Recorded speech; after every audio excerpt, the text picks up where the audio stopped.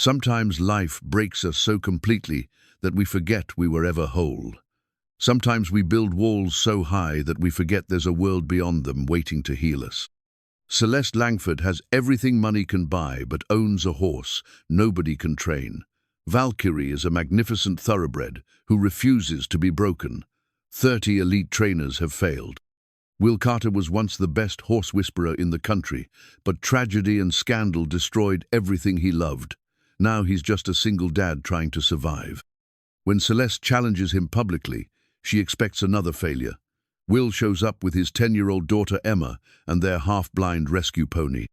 Nobody believes this broken man can succeed where experts failed. But sometimes the most damaged souls understand each other best. What secret made Will walk away from the life he loved? Before we jump back in, tell us where you're tuning in from, and if this story touches you, make sure you're subscribed because tomorrow I've saved something extra special for you. The morning sun cast long shadows across the modest trailer park in Cedar Ridge, Montana, where Will Carter stood at his kitchen window, watching his daughter Emma feed their half-blind rescue pony. The sight never failed to stir something deep in his chest, a mixture of pride and heartbreak that had become as familiar as breathing over the past 3 years. Emma moved with the kind of gentle confidence that reminded him painfully of her mother. At 10 years old, she possessed an intuitive understanding of wounded creatures that humbled him daily. Patches, their elderly pony with cataracts clouding both eyes, nickered softly as Emma's small hands guided the feed bucket to his muzzle. The pony had been destined for slaughter when they'd rescued him 2 years ago, another broken thing in a world that seemed full of them. Will's fingers unconsciously twisted the worn gold wedding band that still circled his ring finger. Sarah had been gone for 3 years now, but he couldn't bring himself to remove the simple band. It was more than sentiment, it was a tether to the man he'd once been, before the accident, before the scandal, before his world collapsed into the quiet desperation of making ends meet with odd jobs and the occasional horse training for local ranchers who still remembered his reputation. The coffee in his mug had gone cold, but he barely noticed. His mind was wrestling with the phone call he'd received the night before, the one that had kept him awake until dawn. Marcus Webb, his old friend from the rodeo circuit, had called with news that seemed too surreal to be real. "You see the video yet, Will?" Marcus had asked without preamble. "That Langford woman, the billionaire with the horse empire, she's looking for someone crazy enough to take on that stallion of hers. 30 trainers, Will, 30 of the best in the business, and that horse sent every one of them packing." Will had seen the video. Half the internet had seen it by now. Celeste Langford, standing in her pristine stable wearing clothes that probably cost more than Will made in 6 months. Her dark hair pulled back in a way that emphasized the sharp angles of her face and the fire in her green eyes. "If you're so smart," she'd said directly to the camera, her voice carrying the kind of authority that came from never being told, "No, then train my horse. 30 of the world's best trainers have failed. Valkyrie is magnificent. He's powerful, and he's completely untrainable. So here's my challenge to anyone brave enough or foolish enough to try come to my estate. Succeed where experts have failed, and I'll pay you more money than you've ever dreamed of. But when you fail like all the rest, don't come crying to me about how it can't be done." The challenge had been picked up by news outlets, social media, and horse enthusiasts around the world. It was part spectacle, part desperation, and Will recognized both elements because he'd lived them. Emma's laughter drew his attention back to the present. She was laughing at something Patches had done, probably nudging her pocket for the apple slices she always kept there. The sound was pure joy, untainted by the weight of bills piling up on his kitchen table or the notice from the landlord tucked behind the coffee maker. They were 3 months behind on rent. His truck needed new tires he couldn't afford. Emma's shoes were getting too small, and winter was coming with its promise of higher heating bills. The part-time work at the local feed store barely covered groceries, and the occasional horse training jobs were becoming rarer as younger trainers with flashier credentials moved into the area. But it wasn't always like this. There was a time when Will Carter's name meant something in the horse world. They'd called him the horse whisperer of the West, and it hadn't been marketing hyperbole. He'd had a gift, an ability to connect with troubled horses that seemed almost mystical to those who witnessed it. Owners would pay premium rates to have him work with their problem animals, and he'd rarely failed to deliver results. Sarah had been his partner in every sense of the word. While he worked with the horses, she managed the business side, booking clients, negotiating contracts, and handling the growing demand for Will's services. She'd been a skilled rider herself, fearless in a way that both thrilled and terrified him. Together, they'd built something special, a life, a reputation, a future that seemed as solid as the Montana mountains that surrounded their ranch. The ranch was gone now, sold to pay legal fees and medical bills. The reputation was tarnished, destroyed by one terrible day when everything went wrong. And Sarah was buried in the little cemetery outside town, her headstone bearing the inscription, "Beloved wife and mother," along with a small carving of a horse, because even in death, she couldn't be separated from the animals they'd both loved. The accident had happened on a crisp October morning 3 years ago. The Hendersons, a wealthy family from California, had brought their daughter's horse to Will's ranch. The mare was beautiful but troubled, prone to sudden panic attacks that made her dangerous to ride. 16-year-old Madison Henderson was determined to compete in an upcoming show, despite her parents' growing concerns about the horse's behavior. Will had advised against rushing the training. The mare needed time, patience, a careful approach that couldn't be hurried for the sake of a competition deadline. But the Hendersons had connections, influence, and a lot of money. They pressured him to accelerate the process, and against his better judgment, he'd agreed to let Madison ride the mare sooner than he'd originally planned. Sarah had been there that morning, helping with another horse in the adjacent paddock. She'd looked up just as the mare went into a full panic, bucking and spinning with Madison clinging desperately to the reins. Will had started running toward them, but Sarah was closer. She'd always been quicker to react, more willing to put herself at risk to help someone else. The mare had crashed into the fence, throwing Madison clear, but trapping Sarah underneath the fallen rails. By the time the paramedics arrived, it was too late. Madison had survived with minor injuries, but Sarah's neck had been broken in the fall. The Hendersons had sued, claiming Will's negligence had caused the accident. Their lawyers painted him as a reckless cowboy who'd pushed an unstable horse too far, too fast.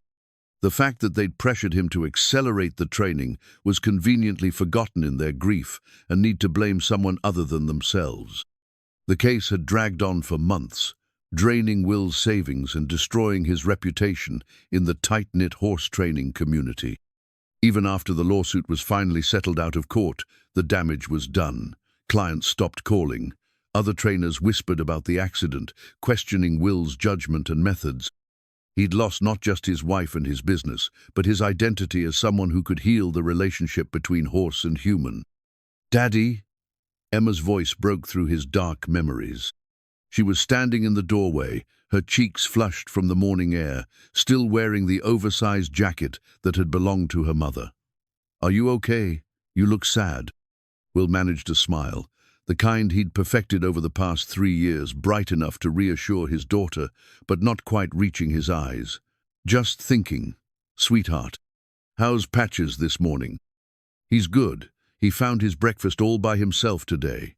Emma's pride in the old pony's small victory was evident. "Daddy, I heard you talking to Uncle Marcus last night. Are we going on a trip?" Marcus wasn't really Emma's uncle, but he'd been Will's closest friend during the rodeo days.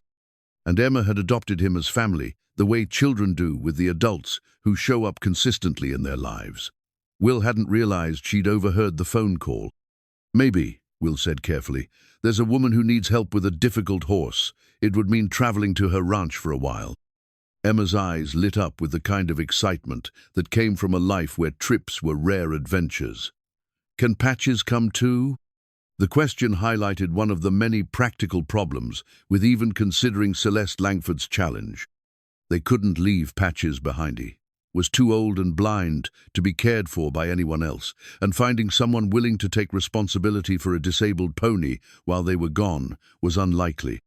Taking him along seemed equally impossible. What kind of professional horse trainer showed up at a billionaire's estate with a half-blind pony in tow? But as Will looked at his daughter's hopeful face, he realized that Patches wasn't the only one who needed them. Emma had been through enough changes, enough losses. If they were going to take this impossible gamble, they'd do it as a family, all three of them. "Yes," he heard himself saying, "if we go, Patches comes with us." Emma whooped with delight and ran to hug him, her small arms wrapping around his waist with fierce affection. Over her head, Will could see the stack of bills on the table, the eviction notice tucked behind the coffee maker, and his reflection in the dark window, a man worn down by loss and circumstance, carrying the weight of failure like a stone in his chest. But he could also see something else in that reflection, a flicker of the man he'd once been, the one who'd never met a horse he couldn't help, who'd built a life out of patience and understanding, and the belief that every creature deserved a chance at redemption. Maybe Celeste Langford's impossible challenge was exactly what they all needed, a chance to prove that broken things could still be made whole, that second chances were worth taking, and that sometimes the most unlikely partnerships were the ones that changed everything. That evening, after Emma had gone to bed, Will sat at his laptop composing an email he wasn't sure he'd have the courage to send. The cursor blinked in the empty message box, waiting for words that felt both inevitable and terrifying. Finally, he began to type, "Ms. Langford, I'm Will Carter, and I'd like to accept your challenge." The rest of the message was brief, professional, outlining his background and qualifications without mentioning the scandal that had ended his career. He attached a few photos from his successful years, back when his face had carried confidence instead of defeat, when his name had opened doors instead of closing them. His finger hovered over the send button for a long moment. Once he sent this email, there would be no going back. He'd be committing himself and Emma to a journey that could end in public humiliation, another failure added to a growing list. But the alternative, watching their small world continue to shrink until there was nothing left, seemed infinitely worse. He clicked send. Within an hour, his phone was ringing. The caller ID showed a Montana area code he didn't recognize, and the voice on the other end was crisp, efficient, and unmistakably expensive. "Mr. Carter, this is Victoria Hensley, Miss Langford's personal assistant. Miss Langford has reviewed your email and would like to schedule a video call for tomorrow morning. Are you available at 10 a.m. Mountain Time?" Will's heart hammered against his ribs. "Yes, I'm available." "Excellent. You'll receive a meeting link shortly. Please be prepared to discuss your training methods and timeline for working with Valkyrie. Ms. Langford will also want to know about your living arrangements during the training period." Living arrangements. Will almost laughed at the absurdity of it. He'd been planning to ask if they could park their trailer on the property, maybe hook up to water and electricity if they were lucky. Somehow he doubted that was what Victoria Hensley had in mind. "One more thing, Mr. Carter," Victoria continued.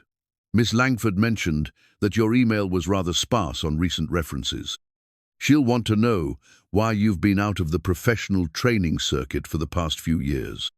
The question he'd been dreading, the one that would probably end this opportunity before it truly began. "I understand. I'll be ready to discuss it." After hanging up, Will walked outside to where Patches stood in his small paddock, the old pony's white coat luminous in the moonlight. Emma had left a halter hanging on the fence post, the kind of thoughtful gesture that reminded him daily of her mother's influence. "What do you think, old man?" Will asked softly. "Ready for one more adventure?" Patches lifted his head, ears swiveling toward Will's voice, even though his clouded eyes couldn't make out much more than shapes and shadows. But he nickered softly, a sound of recognition and trust that somehow felt like an answer. Tomorrow, Will would face Celeste Langford's questions about his past, his methods, and his worthiness to take on a challenge that had defeated 30 better-credentialed trainers. Tonight, he allowed himself to remember what it felt like to believe in impossible things, to trust in the connection between human and horse that had once defined his entire world. In the distance, a coyote called to the moon, and Patches turned his head toward the sound, with interest rather than fear. Even half-blind and aging, he was still curious about the world around him, still willing to face each day with the quiet courage that had made Will love him from the moment they'd met. Maybe courage was all any of them really needed, the willingness to try again, to risk failure for the chance at something better. As Will headed back inside to prepare for the most important conversation of his life, he carried that thought with him like a prayer. The worn gold band on his finger caught the porch light, and for the first time in 3 years, it felt less like a chain to the past and more like a reminder of the love that had made him strong enough to take on impossible challenges. Sarah would have wanted him to try. More importantly, Emma needed him to remember that her father had once been capable of miracles. Tomorrow, he would find out if he still was. The video call with Celeste Langford had gone better than Will expected, and worse than he'd hoped. She'd been sharp, direct, and skeptical of his unconventional request to bring Emma and Patches along. But something in his quiet confidence when discussing horse behavior had apparently convinced her to take the gamble, and 3 days later, they were driving through the ornate gates of Langford Estate. The property was breathtaking in its scope and elegance. Rolling pastures stretched to the horizon, dotted with horses that moved like living sculptures across the manicured landscape. The main house was a masterpiece of modern architecture, nestled against the backdrop of Colorado's Front Range, all glass and stone and understated wealth. Outbuildings that were larger and more elegant than most people's homes housed what Will assumed was one of the finest horse operations in the country.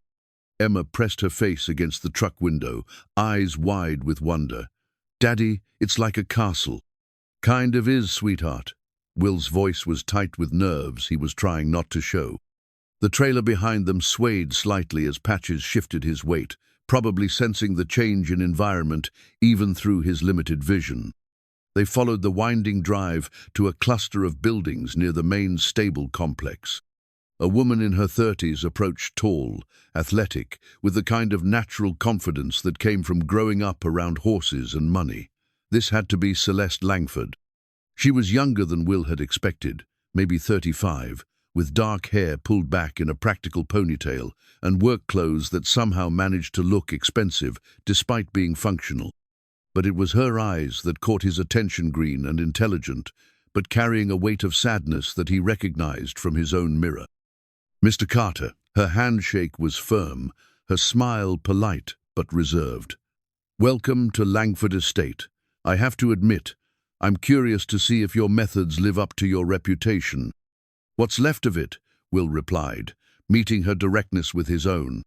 Emma climbed out of the truck and immediately went to check on Patches, her small hands gentle on the pony's muzzle as she whispered reassurances. Celeste watched this interaction with something that might have been surprise.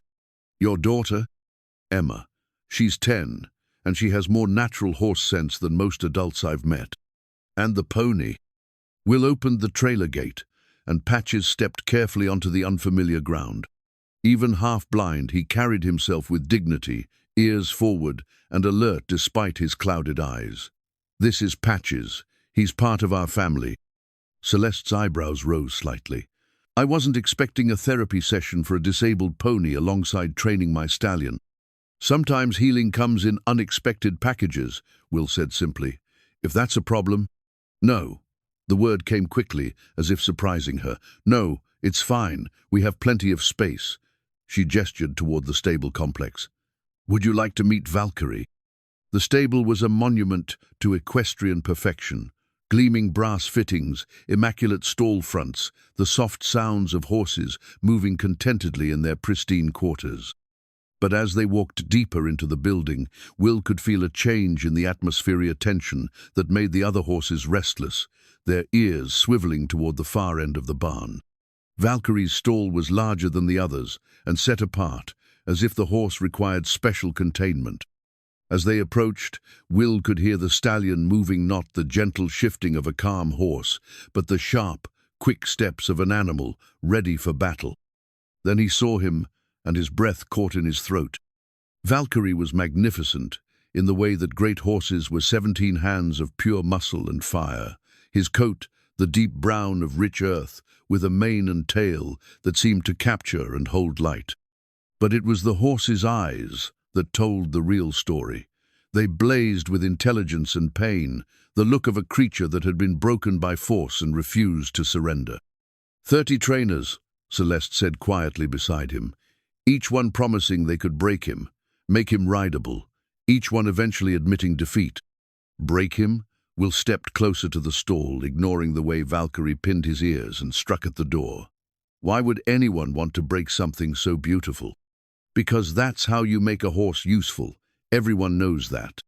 Will glanced at her, noting the way her jaw was set, the defensive tilt of her shoulders. Everyone's wrong. Emma had approached the stall from the other side, moving with the slow, respectful pace she used around all horses.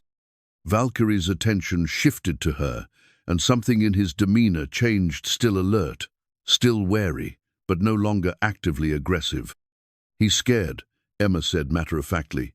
He's angry because he's scared, but he's not mean. How can you tell? Celeste asked, her tone softer than it had been. Emma pointed to the horse's ears, which had relaxed slightly in her direction. When Patches first came to us, he acted angry too, but Daddy says horses don't really want to fight.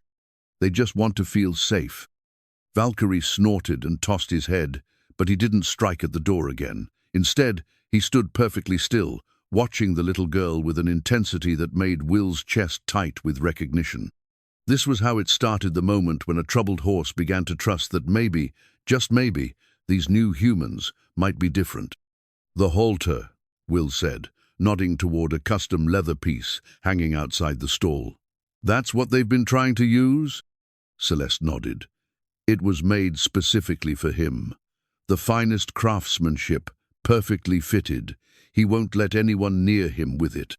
Will studied the halter, beautiful workmanship, but heavy, rigid, designed more for control than communication. Has anyone tried just spending time with him? Not trying to accomplish anything, just being present. Time is money, Mr. Carter. These trainers are paid to produce results, not to socialize. And how's that working out? The question hung in the air between them, sharp with challenge but not unkind. Celeste's mouth tightened, but Will could see he'd hit a nerve that needed hitting. The media's calling it the impossible challenge, she said finally. Every day that passes without progress becomes another story about my failure to manage my own property. Is that what this is about? Managing your image? It's about proving that excellence still matters, that you don't give up just because something is difficult. Will heard the pain beneath her words, the weight of expectations that probably stretched back to childhood. He'd seen it before, in wealthy clients, the pressure to succeed at everything, to never show weakness or admit defeat. But there was something else here, something deeper that reminded him of his own relationship with loss. What happened to him? Will asked, still watching Valkyrie. A horse doesn't get this defensive without reason. Celeste was quiet for a long moment. When she spoke, her voice was barely above a whisper. He was my father's horse. Dad bought him as a yearling, planned to train him personally. They understood each other, but then Dad got sick, and everything changed. The pieces began falling into place. Other people tried to continue the training. The best professionals money could buy, each one promising they could pick up where Dad left off, each one using methods that... She stopped, shaking her head. Valkyrie was never the same after Dad died. It's like he's been waiting for someone who speaks his language. Emma had found an apple in her pocket and was holding it flat on her palm, offering it to the stallion through the stall bars. Valkyrie stretched his neck cautiously, his soft muzzle barely touching the fruit before pulling back. But he didn't leave. He stayed close to the bars, watching Emma with growing curiosity. How long has your father been gone? Will asked gently. 2 years. The words came out clipped, controlled. Valkyrie hasn't been successfully ridden since. Will nodded, understanding more than Celeste probably realized. Grief had a way of changing everyone. It touched, horses included. The stallion wasn't just being difficult, was mourning, protecting himself from more loss by refusing to connect with anyone new. "I'll need some time with him before we start any formal training," Will said. "Just sitting, being present. Let him get used to our scent, our voices." "How much time?" "However long it takes." Celeste's laugh had a bitter edge. The other trainers said they could have him under saddle in a week. The other trainers failed. The simple truth of it seemed to settle between them like dust after a storm. Celeste looked at Valkyrie, really looked at him, maybe for the first time in months. The horse was still watching Emma, who had begun humming softly a lullaby, Will recognized as one of Sarah's favorites. "There's something else you should know," Celeste said, her voice tight with what sounded like forced casualness. "The media attention is significant. There are reporters calling daily, social media tracking every development. When word gets out that you're here, it's going to become a circus." As if summoned by her words, the sound of vehicles approaching reached them from outside. Car doors slamming, voices carrying the particular energy of news crews setting up equipment. "That would be them now," Celeste said with resignation. "I'm sorry, I tried to keep your arrival quiet, but it's okay." Will's voice was calmer than he felt. "We knew this would be public." But as they walked outside to face the cameras and questions, Will felt the familiar tightness in his chest that came with being scrutinized, judged, found wanting by people who didn't understand the complexities of what he did. The last time he'd been the center of media attention, it had been to defend himself against accusations of negligence, to watch his reputation crumble in real time. A reporter thrust a microphone toward him almost before he'd cleared the stable doors. "Mr. Carter, you're the latest trainer to take on the impossible challenge of Valkyrie. What makes you think you can succeed where 30 others have failed?" Will looked back through the stable doorway, where Emma was still standing near Valkyrie's stall, still humming her mother's lullaby. The stallion had moved closer to the bars, drawn by the sound of unconditional gentleness. "Because," Will said quietly, "I'm not here to break him. I'm here to understand him." The reporter's eyes lit up with the kind of interest that spelled trouble. "Are you saying the previous trainers used the wrong methods?" It was a trap, an invitation to throw colleagues under the bus in exchange for a compelling soundbite. Will had learned to recognize these moments, to navigate them carefully. "I'm saying every horse is different, and every approach should be tailored to the individual animal's needs." "And your approach is?" Will glanced at Celeste, who was watching him with an expression he couldn't quite read: patience, respect, and the understanding that some things can't be rushed. As the questions continued, Will found himself thinking about the custom halter hanging outside Valkyrie's stall, beautiful, expensive, and completely wrong for what this horse needed. Sometimes the most costly solution was the one that caused the most damage, and sometimes healing required starting from scratch with nothing but time and trust. Tonight, he would begin the slow process of earning both. The guest quarters Celeste had provided were more luxurious than any hotel Will had ever stayed in, but he couldn't sleep. At 3 a.m, he found himself walking through the quiet stable, drawn by an instinct he'd learned to trust during his years working with troubled horses. Valkyrie was awake too, standing alert in his stall with the kind of watchful tension that never fully relaxed. When Will approached slowly, settling into a chair someone had placed outside the stall, probably Emma, who had an intuitive understanding of what horses needed, the stallion's ears swiveled forward with interest. "Can't sleep either?" Will asked softly. He'd learned long ago that horses responded to the tone of human voices as much as the words themselves. "I understand. New place, new people. It's a lot to process." From his jacket pocket, Will pulled out a leather-bound journal, its pages worn soft from years of handling. Sarah's training journal, filled with her careful observations about horse behavior, her insights into the psychology of healing broken animals. Emma had been carrying it with her constantly since they'd arrived, though she thought Will didn't notice. Opening to a random page, Will began reading aloud, not because Valkyrie could understand the words, but because the rhythm of Sarah's thoughts, spoken in his quiet voice, seemed to calm both of them. Her notes were detailed, thoughtful, the work of someone who saw horses as individuals rather than problems to be solved. Day 12 with thunder, he read. Still won't let me touch his left side. Something happened there, something that left him expecting pain from that direction. Today I just stood on his right side for an hour, not asking for anything, just being present. By the end, he was resting his weight evenly on both legs for the first time since he arrived. Valkyrie had moved closer to the stall bars, his breathing beginning to match the steady rhythm of Will's voice. This was how it always started, not with force or technique, but with presence, with the simple act of being consistently, reliably peaceful. The key isn't making them forget the trauma, Will continued, finding Sarah's notes on trust building. It's helping them learn that not all humans will hurt them. One gentle interaction at a time, until they remember what safety feels like. A soft sound from the stable entrance made both Will and Valkyrie turn. Emma stood there in her pajamas and robe, her hair tousled from sleep, carrying a thermos that probably contained hot chocolate, her solution to most problems. I heard talking, she whispered, approaching with the careful quiet she used around sleeping animals. Is he getting better? He's getting curious, Will said, accepting the thermos gratefully. That's the first step. Emma settled on the floor beside his chair, leaning against his leg the way she had since she was small. Valkyrie watched this display of easy affection with what Will could swear was longing. Mum's journal helps him feel peaceful, Emma observed, her 10-year-old wisdom cutting straight to the heart of things as usual. Like it helps us. Will's hand found her hair, stroking the silky strands that were so much like Sarah's, it sometimes took his breath away. Your mum understood horses better than almost anyone I ever met. She knew that healing takes time.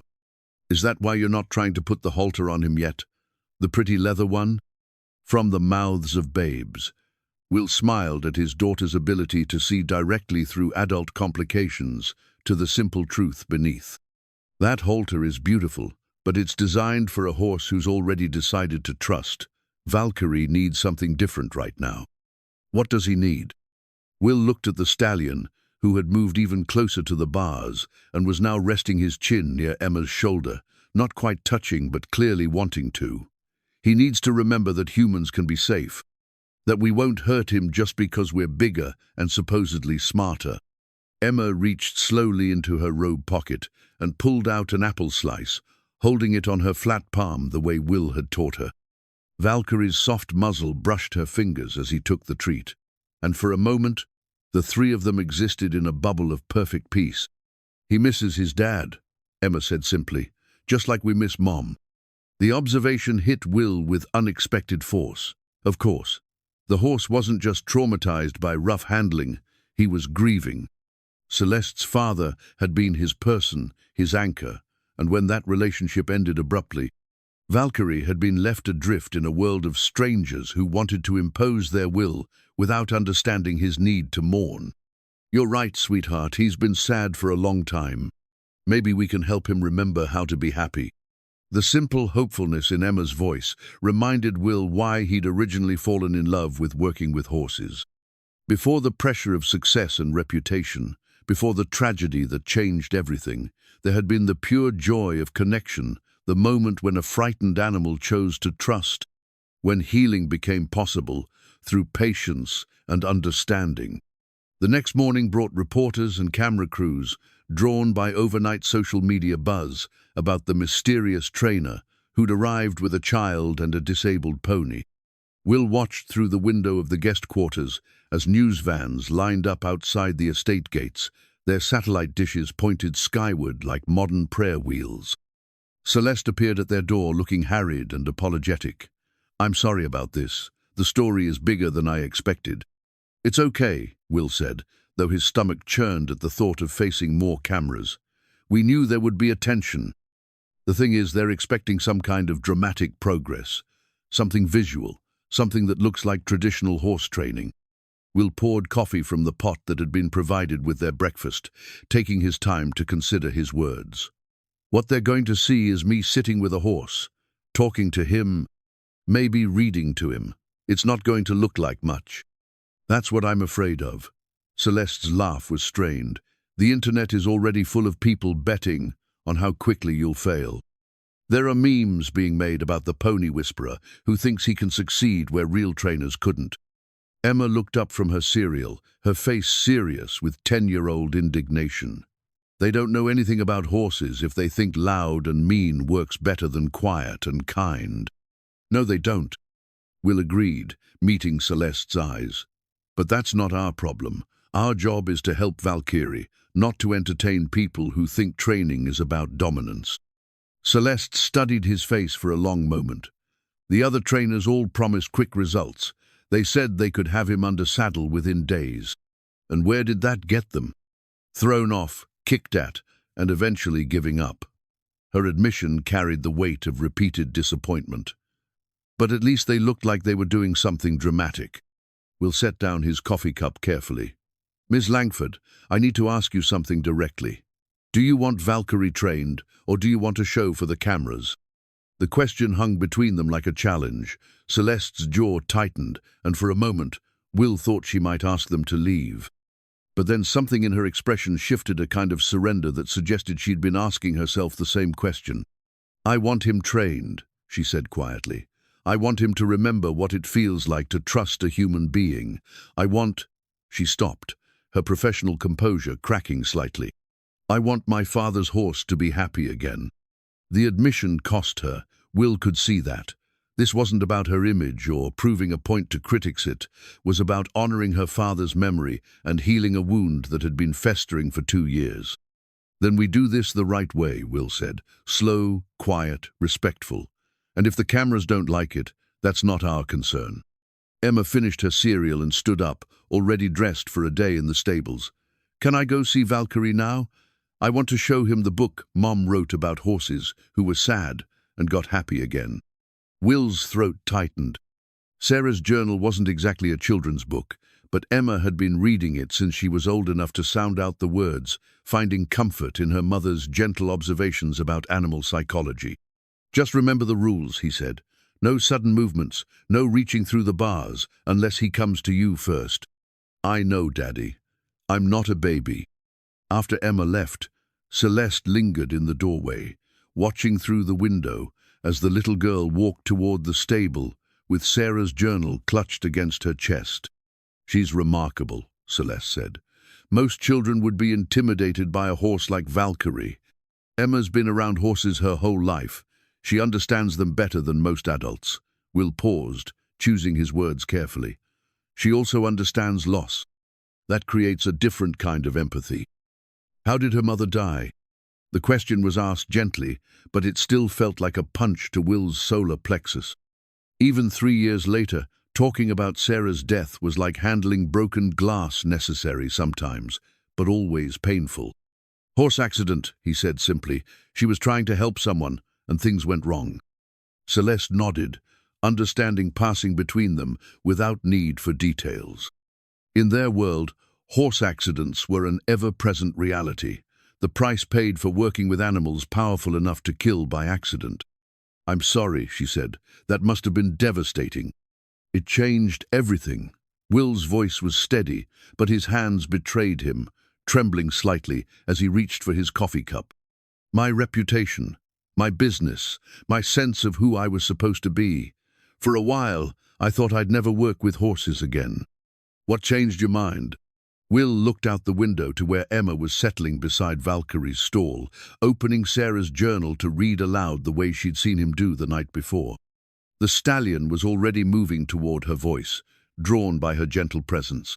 Emma, she needed to see that her father wasn't defined by one terrible day, that sometimes the most important work is the kind that looks like nothing from the outside.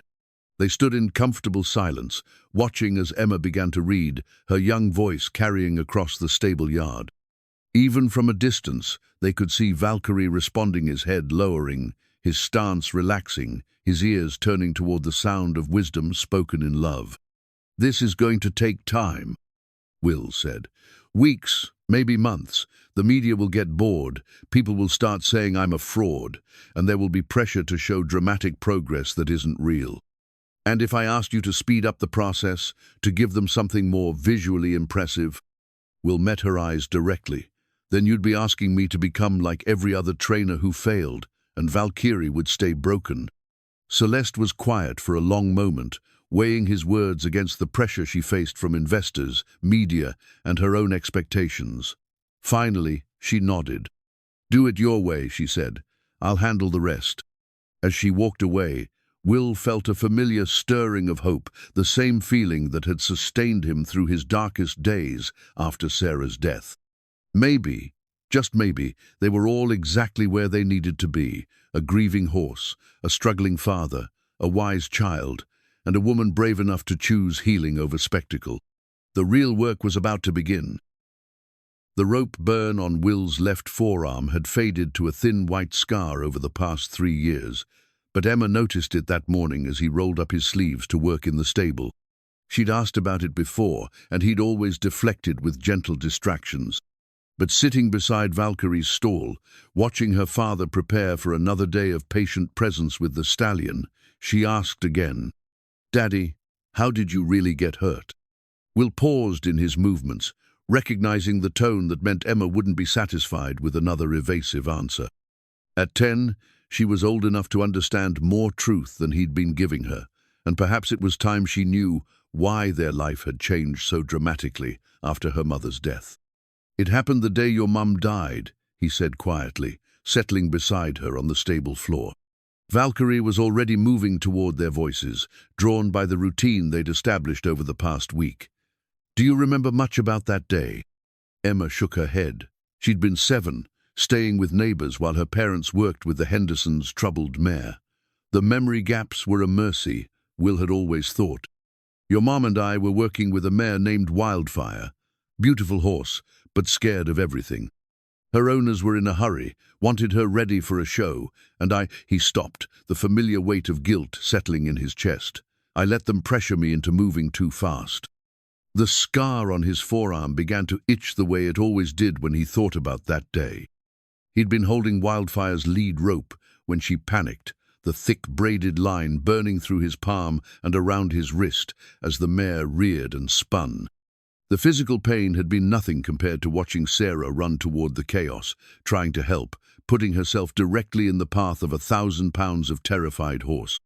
The mare got scared and ran into Mom, into the fence where Mom was trying to help.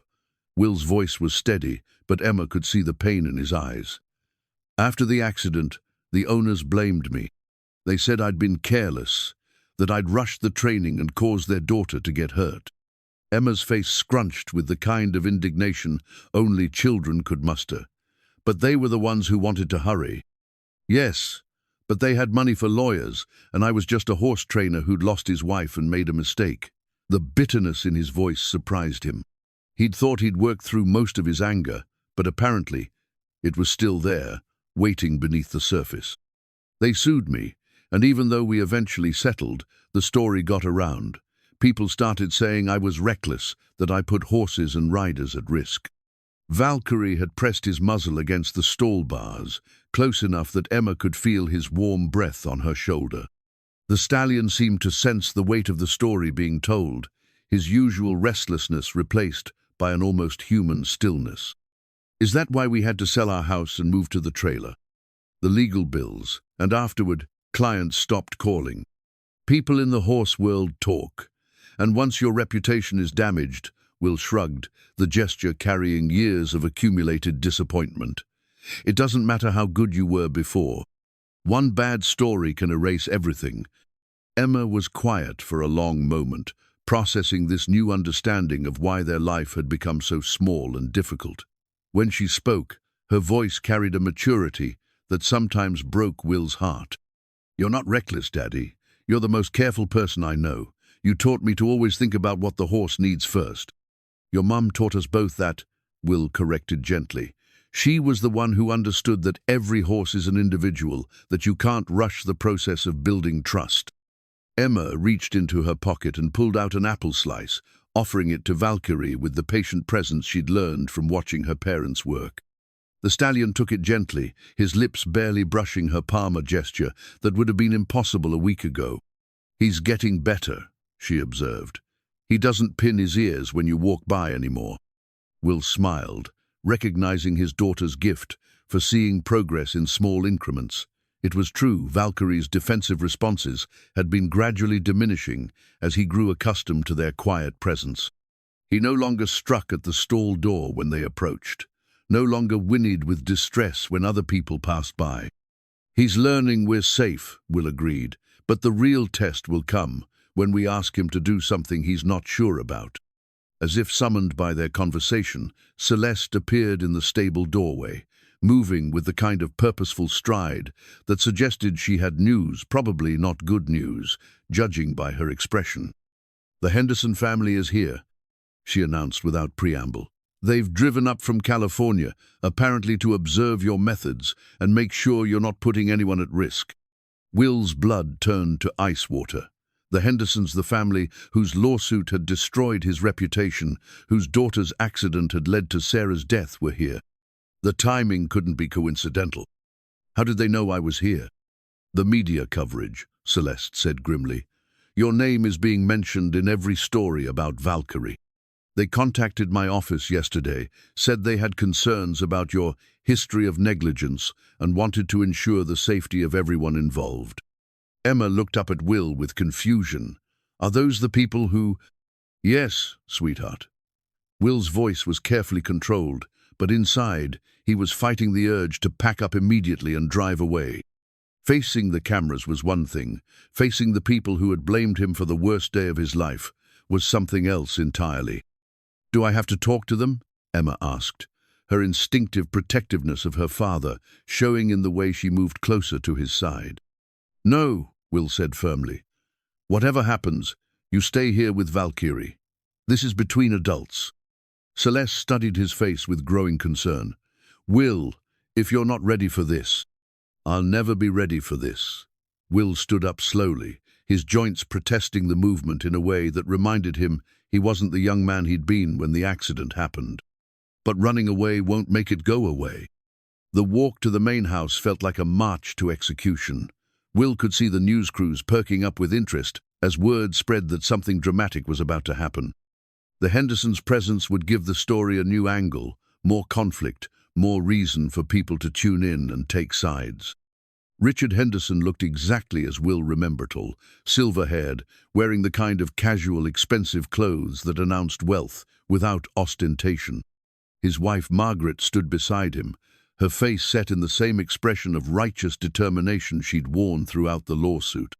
And between them, no longer 16 but a young woman now, was Madison, the daughter, whose fall had started the chain reaction that destroyed everything. "Will," Richard said, his voice carrying the particular tone wealthy men used when they wanted to sound reasonable while delivering ultimatums. "I'm sure you understand our concerns about your involvement in this situation. I understand you've driven a long way to interfere in something that's none of your business," Will replied, surprised by the steadiness of his own voice. Margaret stepped forward, her eyes bright with the fervor of someone who'd convinced herself she was fighting for justice. "We have a responsibility to speak up when we see someone with your history putting people at risk again." "My history?" Will could feel his temper building, the careful control he'd maintained for 3 years beginning to crack. "My history of spending 30 years training horses without a single serious injury until your family decided money was more important than safety." "That's not," Richard began, but Madison interrupted him. "Stop." Her voice was quiet but firm, carrying an authority that surprised everyone present. "Just stop, all of you." She stepped forward, no longer the frightened teenager Will remembered, but a young woman who'd clearly spent years thinking about that terrible day. "Mr. Carter," she said, meeting his eyes directly, "I need to tell you something that I should have said 3 years ago. The accident wasn't your fault." The words hit Will like a physical blow. He'd spent years carrying the weight of guilt, wondering if he could have done something different, something that would have saved Sarah and prevented all the pain that followed. "Madison, don't," her father warned, but she shook her head. "No, Dad, I was there. I remember what really happened." She turned back to Will, her voice growing stronger. "You told us Wildfire wasn't ready. You said she needed more time, that pushing her too fast would be dangerous, but we kept insisting you were being too careful. Margaret's face had gone pale. "Madison, you don't know what you're saying."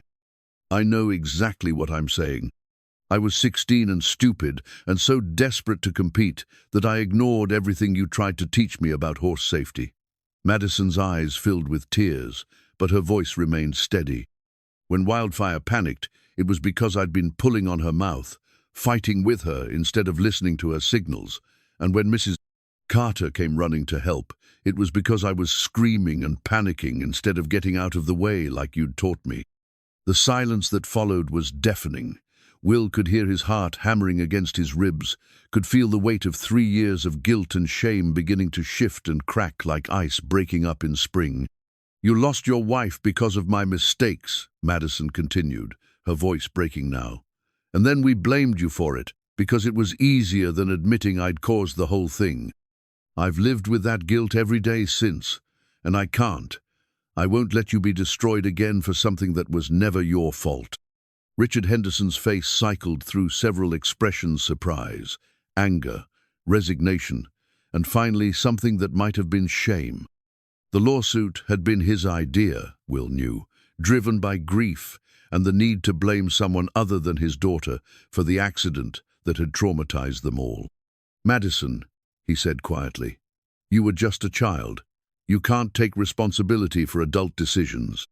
"I'm not a child now," she replied firmly, "and I'm old enough to tell the truth about what really happened." Will looked at this young woman who'd just lifted a burden he'd been carrying for 3 years and felt something inside his chest begin to unclench. The accident had still taken Sarah, would always be the worst day of his life, but knowing it wasn't his fault, truly knowing it. Not just hoping it changed something fundamental about how he saw himself and his future. The revelation from Madison Henderson changed everything and nothing. Will felt lighter somehow, as if a weight he'd grown so accustomed to carrying had been suddenly lifted, leaving him unsteady in its absence. But Sarah was still gone, their old life was still lost, and Valkyrie was still a magnificent, traumatized horse who needed more healing than anyone realized. Celeste found Will that evening in the stable, sitting beside Valkyrie's stall with Sarah's journal open in his lap. The stallion had grown comfortable enough to rest, while Will was present a significant breakthrough that would have excited him more if his mind hadn't been reeling from the day's events. "Are you all right?" she asked, settling into the chair that had become Emma's usual spot. Will looked up from the journal, noting the way the stable's soft lighting caught the concern in Celeste's green eyes. Over the past 2 weeks, he'd begun to see glimpses of the woman behind the wealthy heiress facade, someone who cared deeply about the animals in her care, who carried her own burden of loss and expectation. "I don't know," he said honestly. "For 3 years, I've defined myself by that accident. The man who got his wife killed because he wasn't careful enough, smart enough, good enough to prevent a tragedy. And now you know it was never true." "Now I know it was never true," he agreed, "but knowing and feeling are different things. Part of me still wonders if I could have done something differently." Celeste was quiet for a moment, watching Valkyrie doze peacefully in his stall. The transformation in the horse was subtle but undeniable. The constant tension had eased. The hypervigilance had softened into mere watchfulness. "Can I tell you something about my father?" she asked. Will nodded, sensing she was about to share something important. He was brilliant with horses, intuitive in a way that seemed almost magical. But he was also stubborn, proud, and absolutely convinced he knew better than anyone else. She smiled, but it was tinged with sadness. When he got sick cancer, very aggressive, he refused to let anyone else work with Valkyrie, said nobody could understand the horse the way he did. Will began to see where the story was leading. The horse never learned to trust anyone else. Exactly. Dad kept promising he'd get better, that he'd be able to continue Valkyrie's training, that they'd compete together the way he'd always planned. But the cancer moved fast, and by the time he admitted he wasn't going to recover, it was too late to properly transition the horse to someone new. Celeste nodded, her fingers absently playing with something in her pocket. "I watched my father blame himself for not preparing Valkyrie for a future without him. He died believing he'd failed the horse he loved most." The parallel was clear and painful. Both Will and Celeste's father had carried guilt for circumstances largely beyond their control, had let that guilt define their final chapters instead of focusing on what they could still do to help. "Is that what this challenge is really about?" Will asked gently. "Proving your father didn't fail?" From her pocket, Celeste pulled out a small brass compass, its surface worn smooth by years of handling. This was his. He carried it everywhere, said it helped him find his way when everything else seemed confusing. She held it out to Will, letting him examine the intricate engravings around the edge. "After he died, I kept it, but I never knew which direction I was supposed to be heading." The compass was beautiful, clearly an antique, the kind of thing that spoke of tradition and permanence. But as Will turned it over in his hands, he noticed something that made him smile despite the sadness of the conversation. "The needle stuck," he observed. "I know. It stopped working years ago, but Dad kept carrying it anyway. Said sometimes having direction was more about knowing where you'd been than knowing where you were going." Will handed the compass back, understanding now why she kept it close. "He sounds like a wise man." He was, but he was also human, which meant he made mistakes and carried regrets, just like the rest of us. Celeste tucked the compass back into her pocket, her gesture unconsciously protective. "The difference is, he didn't let his guilt stop him from loving horses, from trying to help them even when he couldn't help himself." A soft sound from Emma's direction made them both turn. She was approaching with Patches, the half-blind pony moving carefully but confidently beside her. The sight never failed to move Will's daughter and their rescued pony, both navigating the world with a combination of caution and trust that he was still learning to emulate. "He likes it when Patches is here," Emma announced, nodding toward Valkyrie. The stallion had indeed perked up at the pony's approach, his ears forward with interest rather than anxiety. "Animals often heal each other," Celeste said, watching the interaction between the two horses with fascination. "We have several rescue horses here who've helped rehabilitate newcomers just by being calm, steady presences." Emma had positioned Patches near Valkyrie's stall, and the stallion was now leaning over the door to investigate this small, peaceful creature who moved through the world without fear despite his limitations. When Patches nickered softly, Valkyrie answered with a gentle rumble that Will hadn't heard from him before. "They're talking," Emma observed with satisfaction. "Patches is telling him it's okay to trust people again." Will felt his throat tighten with emotion. His daughter had such a natural understanding of animal psychology, such an intuitive grasp of what wounded creatures needed to heal. She was going to be an extraordinary horse trainer someday, if she chose that path better than he'd ever been, because she'd learned from the beginning that healing was more important than control. "Emma," Celeste said carefully, "has anyone ever told you that you have a gift with horses?" Emma shrugged, the gesture so reminiscent of her mother that Will's chest ached. "Daddy and Mum taught me that horses are just big people with feelings. If you're nice to them and don't try to boss them around, they usually want to be friends." "It's more complicated than that," Celeste said, but she was smiling. "But you're right about the important part. Respect and patience go a long way." As if to prove Emma's point, Valkyrie stretched his neck toward Patches, and the two horses touched noses through the stall bars. The first truly social interaction Will had witnessed from the stallion since their arrival. "That's progress," Will murmured, more to himself than the others. "Real progress," Celeste agreed, "more than any of the other trainers achieved in their first weeks." The comment reminded Will of the pressure they were all under, the media attention and expectations that seemed to grow heavier each day. Stories about the miracle trainer and his impossible challenge were spreading across social media, creating a circus atmosphere that made genuine work increasingly difficult. "About the media situation," he said, broaching a subject they'd been avoiding. "It's getting out of hand." Celeste's expression darkened. "I know. The reporters are becoming more aggressive, and some of the online commentary is unpleasant." That was putting it mildly. Will had made the mistake of reading some of the articles about their work, and the comments sections were filled with skepticism, mockery, and increasingly personal attacks on his character and methods. People who knew nothing about horses were making confident predictions about his failure, placing bets on how soon he'd give up. "There's something else," Celeste said reluctantly. "The estate is facing some financial difficulties. Nothing catastrophic, but significant enough that success with Valkyrie has become more important than just proving a point." Will felt his stomach drop. How significant?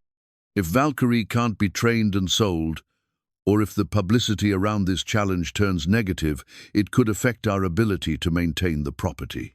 She said it calmly, but Will could hear the strain beneath her composed exterior. "My father made some investments that didn't pan out, and the economy has been rough for luxury horse operations." The weight of additional pressure settled on Will's shoulders. It wasn't just about healing a traumatized horse anymore. It was about saving Celeste's family legacy, preserving the estate her father had built, maintaining the livelihoods of the people who worked here. "You should have told me this from the beginning," he said. "Would it have changed your approach?" Will considered the question carefully. "No, but it would have helped me understand the stakes." Emma had been listening to this conversation with the kind of focused attention that meant she was processing adult concerns beyond her years. When she spoke, her voice carried the simple wisdom that often cut through complex problems. "Valkyrie doesn't care about money," she said matter-of-factly. "He just wants to feel safe and loved again. If we help him with that, the rest will work out." Both adults looked at her, struck by the fundamental truth of her observation. In their worry about financial pressures and public expectations, they'd almost lost sight of the most important element, the horse himself, and what he needed to heal. "You're absolutely right," Celeste said softly. "My father would have said the same thing." As they settled into comfortable silence, watching Valkyrie and Patches continue their gentle conversation, Will felt a shift in his understanding of what they were all doing here. This wasn't just about training a difficult horse, or saving an estate, or rebuilding his reputation. It was about remembering what mattered most, the connections between living beings, the patient work of healing, the faith that broken things could become whole again if given enough love and time. The compass in Celeste's pocket might have been broken, but maybe that was the point. Sometimes, the most important journeys couldn't be navigated by instrument alone. They required trust, intuition, and the willingness to find direction through relationships rather than mechanics. Tomorrow would bring new challenges, more media pressure, and the ongoing work of earning Valkyrie's trust, one small interaction at a time. But tonight, in the peaceful stable with his daughter and this woman who was becoming more than just a client, Will felt something he hadn't experienced in years, the sense that he was exactly where he belonged. The breakthrough came at 3 in the morning on a Tuesday, announced not by fanfare but by the gentle melody of a lullaby drifting through the stable. Will woke to the sound of Emma's voice singing softly and found her sitting beside Valkyrie's stall, with her mother's music box open in her lap. The antique music box had been Sarah's since childhood, a delicate thing with a tiny ballerina that turned in circles while Fur Elise played in crystalline notes. Emma had carried it with her everywhere during the first year after her mother's death, finding comfort in the familiar melody that reminded her of bedtime stories and gentle hands braiding her hair. But tonight, she was sharing it with Valkyrie, and the effect was remarkable. The stallion stood with his head lowered, ears forward, completely relaxed in a way Will had never seen. When the music box wound down, Emma carefully wound it again, and Valkyrie actually moved closer to the stall door, drawn by the sound like a moth to gentle flame. "He likes Mom's song," Emma whispered when she noticed her father watching. "I think it reminds him of being little, when everything was safe." Will settled beside her, marveling at his daughter's intuitive understanding of what the horse needed. Music therapy wasn't uncommon in animal rehabilitation, but Emma had discovered it on her own, guided by nothing more than empathy and the desire to share something precious with a hurting creature. "How long have you been out here?" he asked softly. "Not long. I heard him making sad sounds, so I brought this." She gestured to the music box, its melody now halfway through another cycle. He stopped being sad when the music started. Valkyrie's transformation in the presence of the lullaby was profound. The constant tension in his muscles had melted away, and he was exhibiting behaviors Will hadn't seen from him before. Lowered head, soft eyes, the kind of peaceful stillness that indicated deep relaxation rather than wary alertness. "Emma," Will said carefully, "I think you've just made a major breakthrough." Over the following days, the music box became an integral part of their routine with Valkyrie.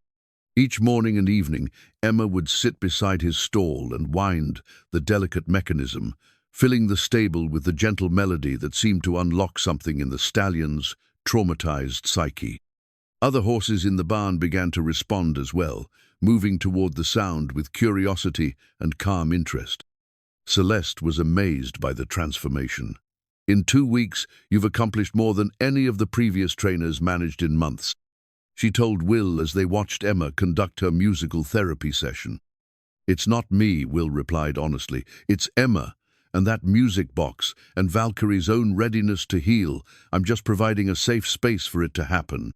The media, however, was growing restless.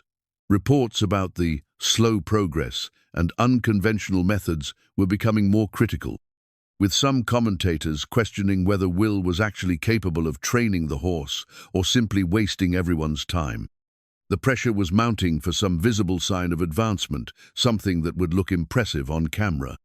"They want to see you get on his back," Celeste said one morning, gesturing toward the news crews that had become a permanent fixture outside the estate gates. "Or at least put a saddle on him, something that looks like traditional horse training." Will understood the frustration, but he also knew that rushing the process now could undo weeks of careful trust-building.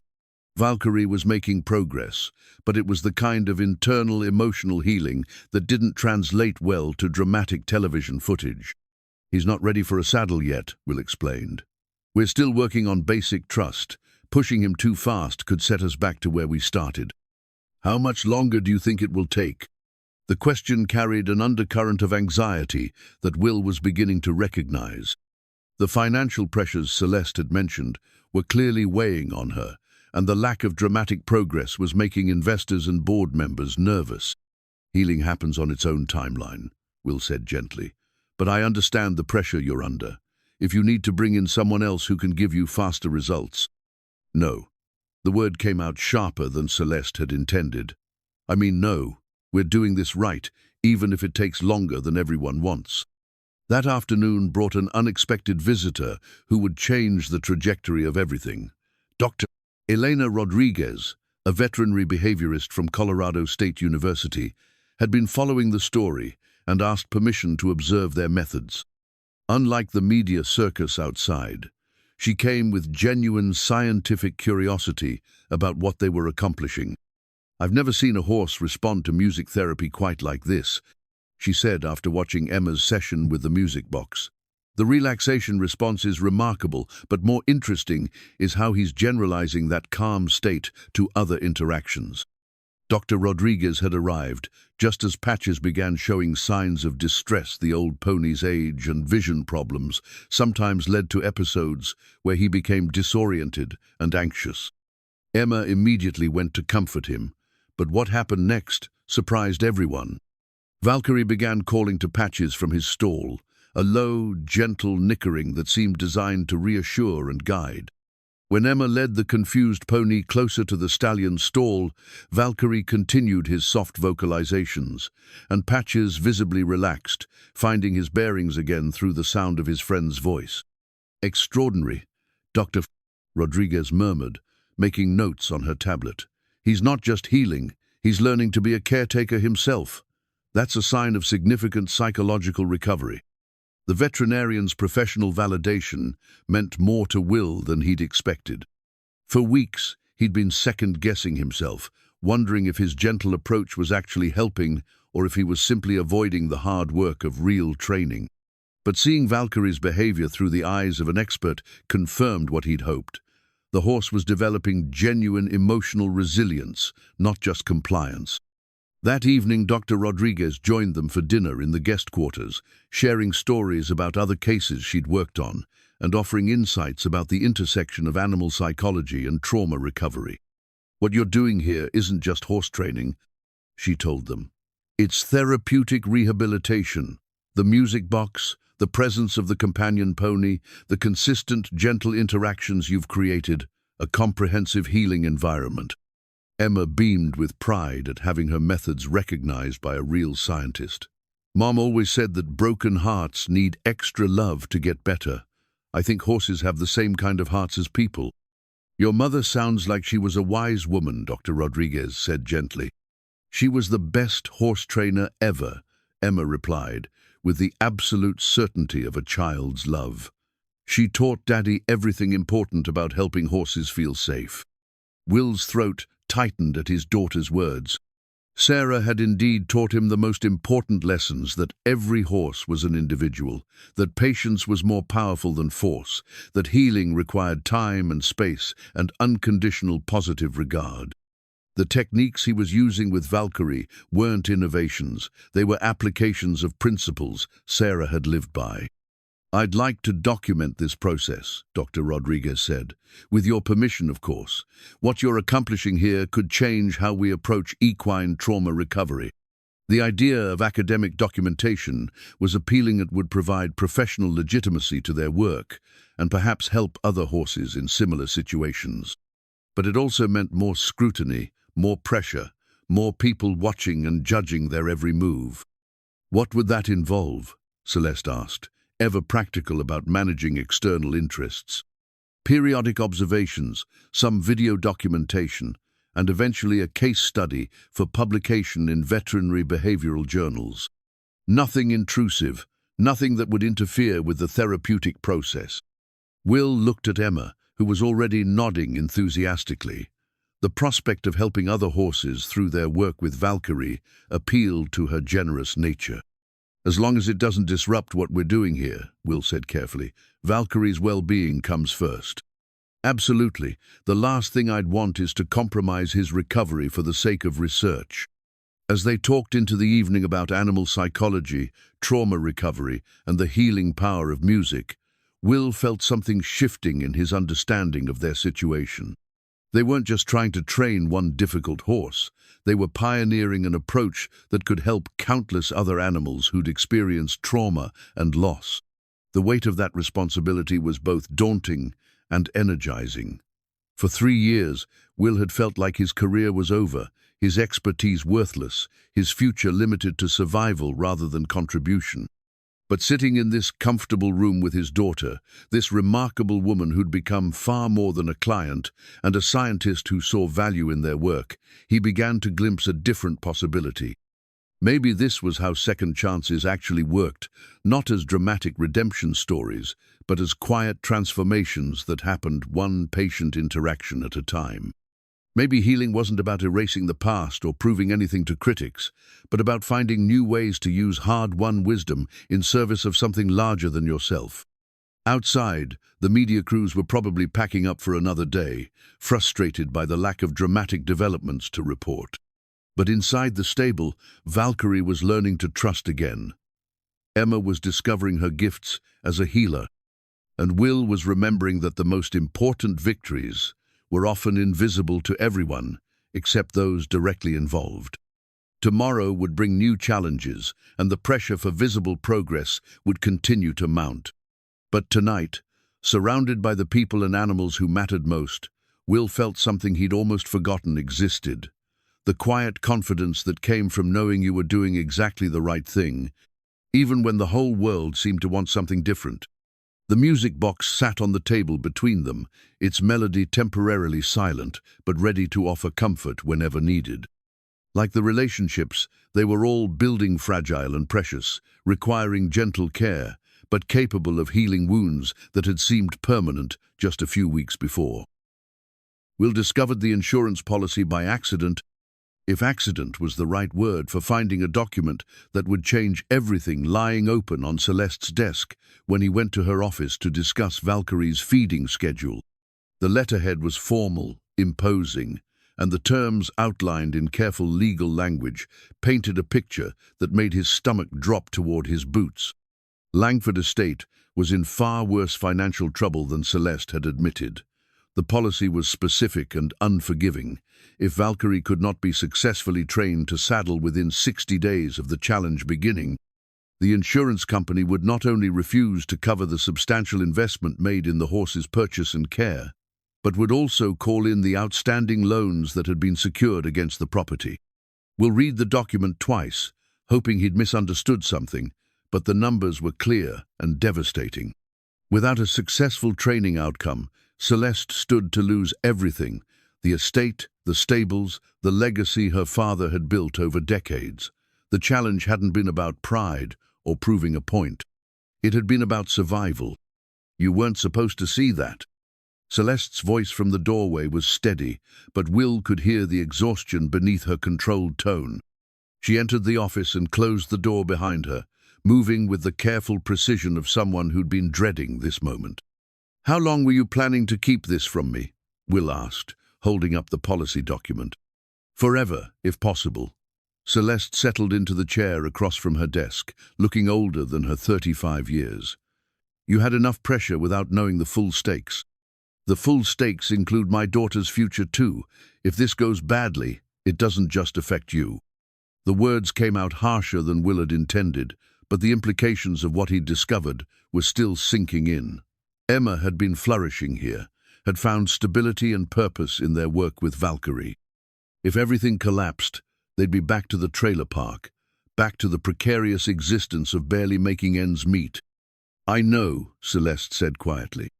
"That's why I've been paying for your living expenses separately, setting aside money for Emma's education, making sure you'd both be taken care of, regardless of the outcome."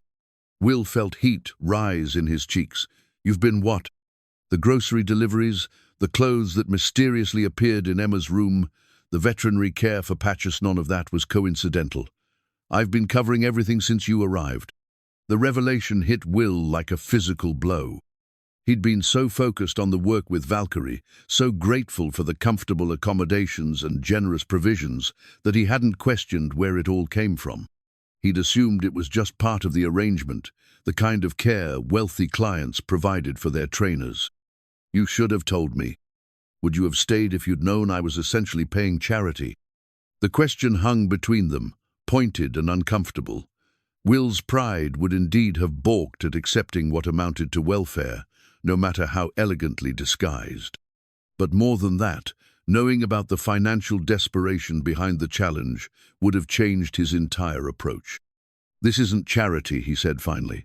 "This is an investment in something that matters to you. But I deserve to know the truth." Celeste nodded, accepting the criticism. "You're right. I was trying to protect everyone, you Emma. The staff here, but I ended up creating a situation built on deception." Will set the insurance document back on her desk and walked to the window overlooking the stable complex. In the distance, he could see Emma leading Patches around the small paddock they designated as the pony's exercise area. The sight of his daughter's contentment and confidence struck him with new poignancy, knowing how precarious their situation really was. 60 days, he said. "How much time do we have left?" 18 days. The timeline was brutal. In 18 days, Will would need to progress from the current stage of basic trust building to having Valkyrie accept a saddle and rider. It wasn't impossible, but it would require abandoning the patient, gentle approach that had been working so well in favor of more traditional, aggressive training methods. The other trainers, Will said, understanding dawning. They all knew about the insurance policy. Yes, that's why they promised such quick results, why they used increasingly forceful methods when gentle approaches didn't produce immediate progress. And that's why they all failed. Celeste nodded grimly. The pressure made them impatient, and impatience made them sloppy. Each trainer pushed harder than the last, and Valkyrie became more resistant with each failure. Will felt the familiar weight of an impossible situation settling on his shoulders. The financial pressure would naturally push him toward shortcuts and force, but everything he'd learned about Valkyrie told him that approach would be counterproductive. The horse was finally beginning to trust, finally showing signs of healing from his trauma. Pushing him too hard, too fast, could destroy weeks of progress and potentially damage him permanently. "There's something else," Celeste said, her voice even quieter now. "There's another offer on the table." She pulled a folder from her desk drawer and handed it to Will. Inside were documents from a private collector in Dubai, a man notorious for acquiring difficult horses as trophies, keeping them in isolated luxury whether they could be ridden or not. He's offering enough money to satisfy the insurance company and save the estate, Celeste explained. He doesn't care if Valkyrie is trained or not. He just wants to own a horse with this much mystique and media attention. Will felt sick reading the terms of the offer. Valkyrie would be shipped overseas, isolated from everything and everyone he'd begun to trust. Reduced to being an exotic pet for someone who saw him as a status symbol rather than a living being capable of healing and growth. You're considering this? I have to consider it. The livelihoods of 17 people depend on this estate surviving. My father's legacy, everything he built, it's all at stake. Will understood the impossible position Celeste was in. She could take the easy money and guarantee everyone's financial security, or she could gamble everything on the hope that 18 days would be enough time to achieve what 30 other trainers had failed to accomplish. What does your gut tell you? He asked. My gut tells me that Valkyrie deserves better than being locked away like a museum piece. My gut tells me that you and Emma have given him more happiness in the past month than he's had since my father died. She paused, her composure finally cracking. But my gut isn't responsible for keeping 17 families housed and fed. The weight of 17 livelihoods was staggering. Will had been focused on Valkyrie's individual needs, on Emma's growth and happiness, on his own journey back from professional disgrace. But there was a whole community of people whose futures depended on the estate's survival grooms, maintenance staff, office workers, all of whom had probably watched trainer after trainer fail and wondered if their jobs would survive another disappointment. Have you talked to Emma about any of this? Will asked. No, that seemed like something you should handle. Will nodded, dreading the conversation but knowing it was necessary. Emma had invested so much emotional energy in Valkyrie's recovery, had found such purpose and joy in their work. Learning that it might all be ended by financial pressures beyond their control would be devastating for her. A soft knock interrupted his thoughts. Emma appeared in the doorway, her face bright with the excitement that came from spending successful time with the horses. Daddy, you have to come see what Valkyrie did. He let me brush his neck, and he didn't move away or anything. The pure joy in her voice made Will's chest ache. She'd been working toward this breakthrough for weeks, celebrating every small victory along the path to earning the stallion's trust. Now he had to find a way to tell her that time might be running out. That's wonderful, sweetheart. We'll be right there. After Emma left, Will and Celeste sat in heavy silence, both understanding that they'd reached a crossroads that would determine not just Valkyrie's future, but the futures of everyone whose lives had become entangled with this impossible challenge. What if we could make it work? Will asked finally. What if 18 days is enough time? You'd be willing to risk everything on that possibility? Will thought about Madison Henderson's revelation, about the guilt he'd carried for 3 years over an accident that had never been his fault. He thought about Emma's natural gifts with horses, about Valkyrie's gradual transformation, about the music box that had unlocked something beautiful in a traumatized animal. Sometimes, he said, the biggest risk is not taking any risk at all. Celeste studied his face for a long moment, searching for something: confidence, determination, or maybe just the willingness to fail spectacularly in pursuit of something that mattered. If we do this, she said slowly, and we fail, it won't just be about losing money or property. Those 17 families will lose their jobs. Emma will lose the stability she's found here. You'll be associated with another high-profile failure. And if we succeed, Valkyrie gets to stay where he belongs, with people who understand him. The estate survives, the staff keeps their jobs, and maybe we prove that some things are worth fighting for, even when the odds are terrible. Will extended his hand across the desk. 18 days. Celeste shook it, her grip firm despite the tremor he could feel in her fingers. 18 days. As they walked toward the stable to witness Emma's breakthrough with Valkyrie, Will felt the familiar mixture of terror and exhilaration that came with committing to something that required everything you had and more. They were about to attempt something that had defeated 30 other professionals, with a timeline that would challenge even the most optimistic assessment of what was possible. But watching Emma demonstrate the trust she'd built with Valkyrie, seeing the gentle contentment in the stallion's eyes as he accepted her touch, Will felt something he'd learned to trust over the years. The quiet conviction that they were exactly where they needed to be, doing exactly what needed to be done, regardless of what the rest of the world thought was possible. The real test was about to begin.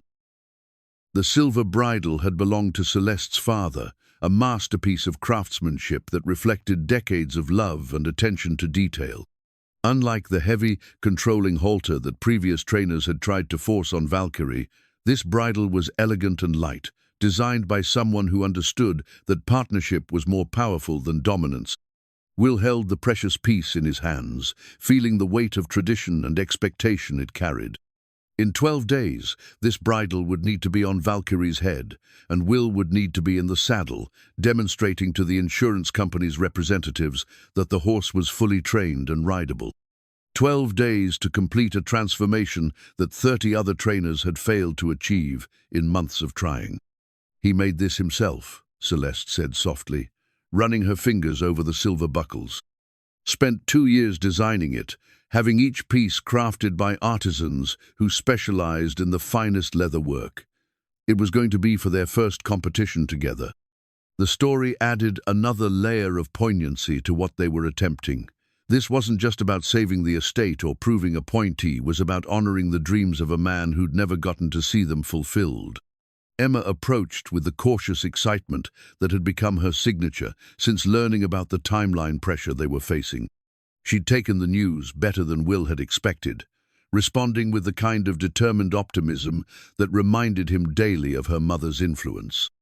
"Is today the day we try the bridle?" she asked. Will shook his head. "Not yet, sweetheart. We need to work up to it gradually. Today we'll see if he'll accept a lead rope being draped over his neck." The plan Will had developed was aggressive by his usual standards, but still respectful of Valkyrie's emotional needs. They would spend the next week building on the trust they'd established, gradually introducing pieces of equipment until the horse was comfortable with the full bridle and saddle. Then they'd have 4 days to work on accepting a Redera timeline that would challenge even the most cooperative horse. Dr. Rodriguez had returned to observe and document their progress, bringing with her a small team of veterinary students who were studying animal trauma recovery. Their presence added both legitimacy and pressure to the situation, creating an atmosphere that felt part laboratory and part circus. "The physiological changes we're seeing are remarkable," she told Will as they watched Emma conduct her morning music box session with Valkyrie. "His stress hormones are down significantly, his muscle tension has decreased, and his social behaviors are becoming more complex and confident." The scientific validation was encouraging, but Will knew that psychological healing and willingness to accept training were 2 different things. A horse could be emotionally healthy and still refuse to be ridden if the association with saddles and riders carried traumatic memories. "Have you considered pharmaceutical intervention?" Dr. Rodriguez asked. "A mild anxiolytic could help with the transition period." Will shook his head firmly. "No drugs. If we can't do this with trust and patience, we shouldn't do it at all." The veterinarian nodded approvingly. "I agree, actually. What you're building here is genuine behavioral change, not chemical compliance. It will last much longer and be far more reliable." The pressure from the outside world continued to intensify. Media crews had multiplied, drawn by the approaching deadline and the growing legend of the impossible horse that might finally meet his match. Social media was buzzing with speculation, betting pools, and increasingly harsh criticism of Will's slow methods. But more concerning was the internal pressure. The estate staff had begun to look at Will and Emma with expressions that mixed hope and desperation. These people grooms, groundskeepers, office workers, maintenance crew had worked at Langford Estate for years, some for decades. Their livelihoods depended on the success of something that seemed to grow more uncertain each day. "No pressure," Marcus Webb said with dark humor when he called that evening. Just thought you should know that Vegas odds makers are giving you 30 to 1 against success. 30 to 1? Will couldn't decide whether to laugh or hang up. Hey, look at it this way. If you pull this off, anyone who bet on you is going to make a fortune. Will looked out the window of their guest quarters, where Emma was reading to Patches by the light of the porch lamp. The old pony's condition had been declining gradually, his age and blindness creating increasing challenges that everyone was trying not to acknowledge directly. Marcus, what if I can't do it? What if I'm not the trainer I used to be? Brother, you were never the trainer you used to be. You were always better than you gave yourself credit for, and that's even more true now. You've got wisdom that comes from loss, patience that comes from being broken and rebuilt. That horse needs exactly what you have to offer. The next morning brought both breakthrough and crisis. Emma's patience with the lead rope had finally paid off. Valkyrie allowed her to drape it across his neck and even began following her gentle guidance as she moved around his stall. It was a crucial step toward accepting more formal equipment, and Will felt his first genuine surge of optimism about their chances. Then Patches collapsed.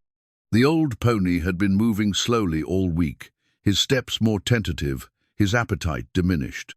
But when Emma found him lying in his paddock that morning, unable or unwilling to stand, the crisis brought everything else to a halt. Dr. Rodriguez examined Patches while Emma clung to Will's hand, her face pale with the kind of fear that came from understanding too much about loss. His heart is failing, the veterinarian said gently. It's been coming on gradually, but the stress of the move and change in routine has accelerated the process. Can you fix it? Emma asked, her voice small and desperate. I can make him more comfortable, but at his age, with his other health issue as sweetheart, his body is just worn out. Will felt the familiar weight of impending loss settling around him like a familiar coat. He'd been here before, in sterile rooms, with medical professionals delivering careful explanations about why someone he loved couldn't be saved. How long does he have? Will asked. Days, maybe a week, I'm sorry. Emma's composure cracked then, tears streaming down her face as she buried herself against Will's chest. This was her first experience with losing an animal she'd loved and cared for, and Will's heart broke, watching her navigate the sharp edges of grief.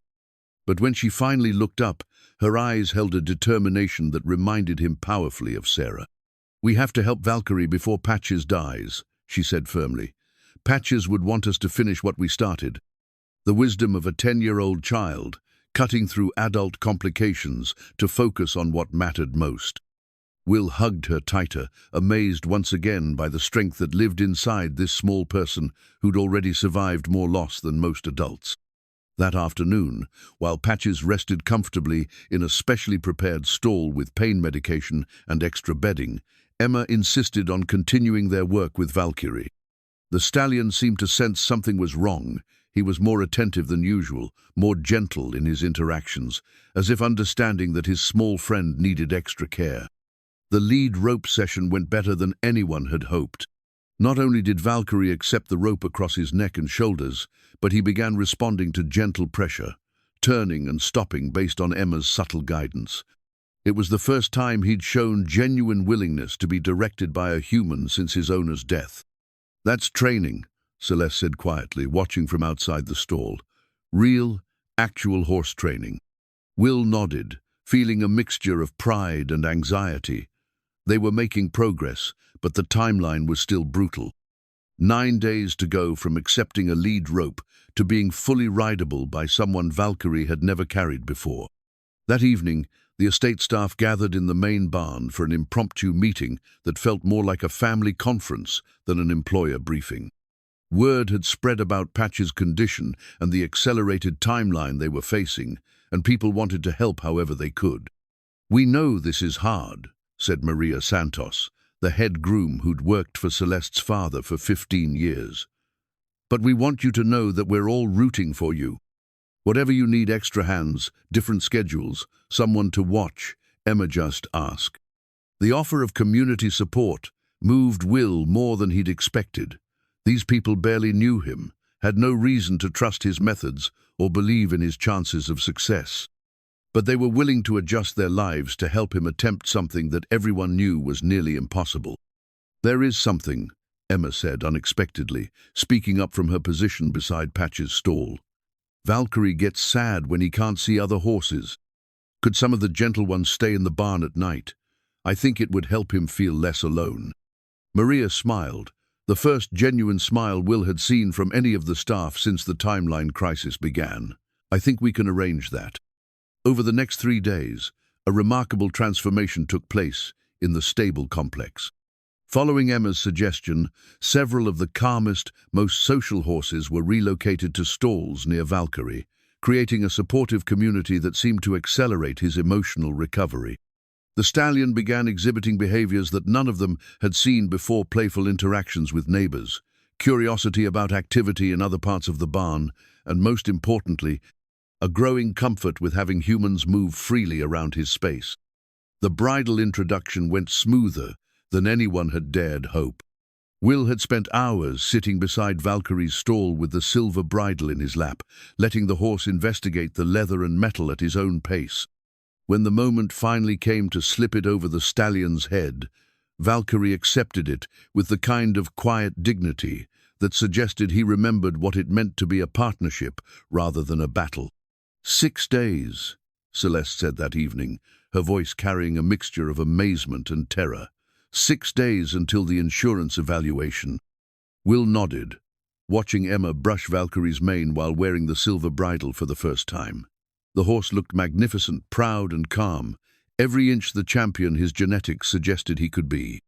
But wearing a bridle and accepting a rider were vastly different challenges. "Tomorrow we introduce the saddle," Will said. "If that goes well, we'll have 4 days for riding preparation. And if it doesn't go well?"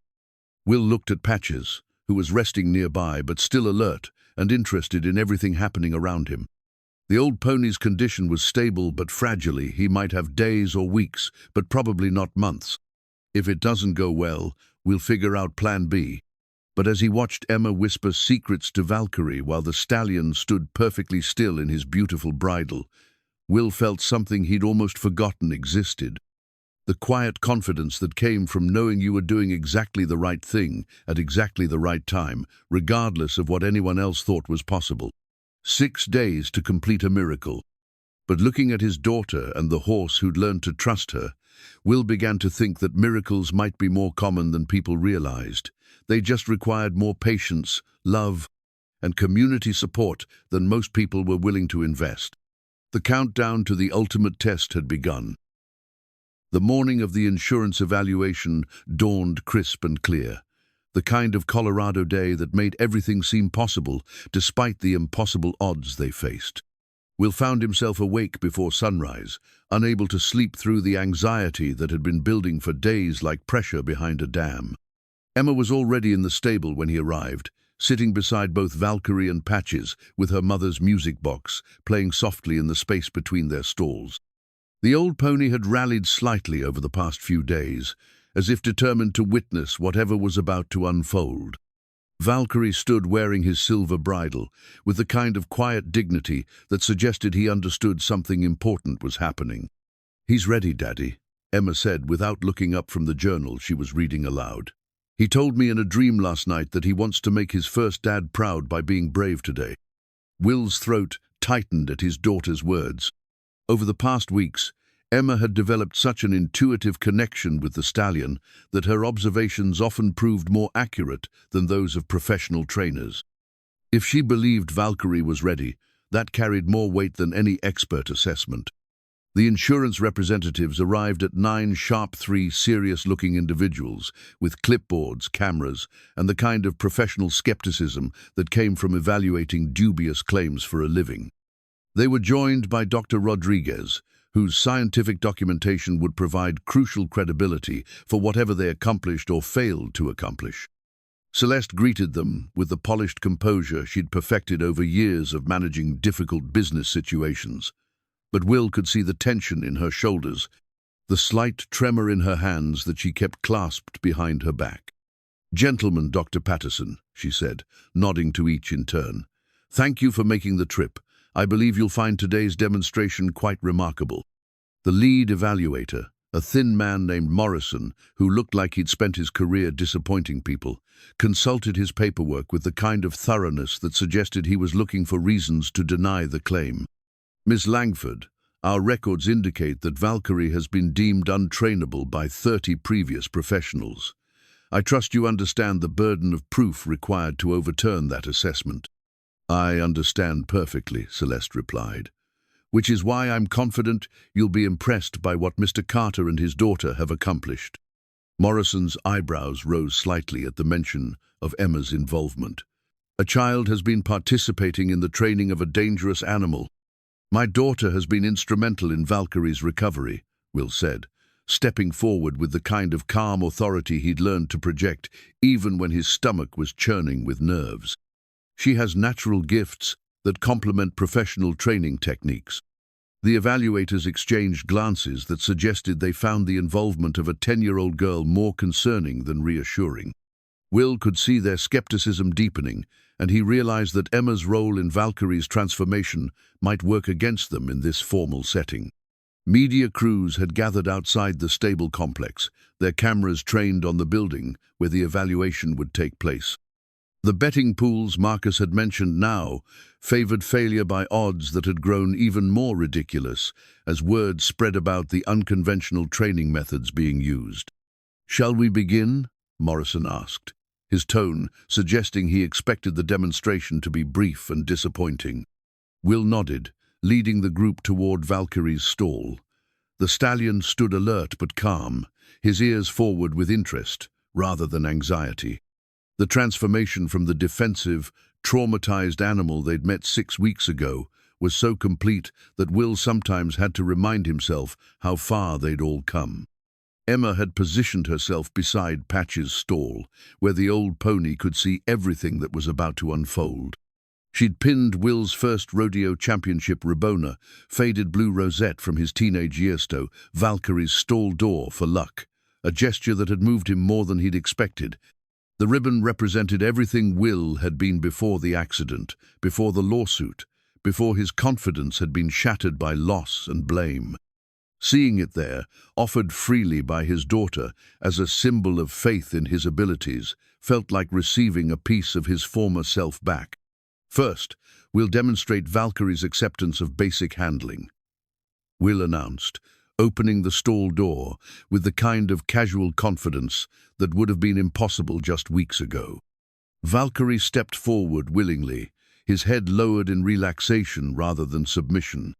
When Will attached the lead rope to his silver bridle, the stallion accepted the connection without resistance, his body language indicating comfort and trust rather than mere compliance.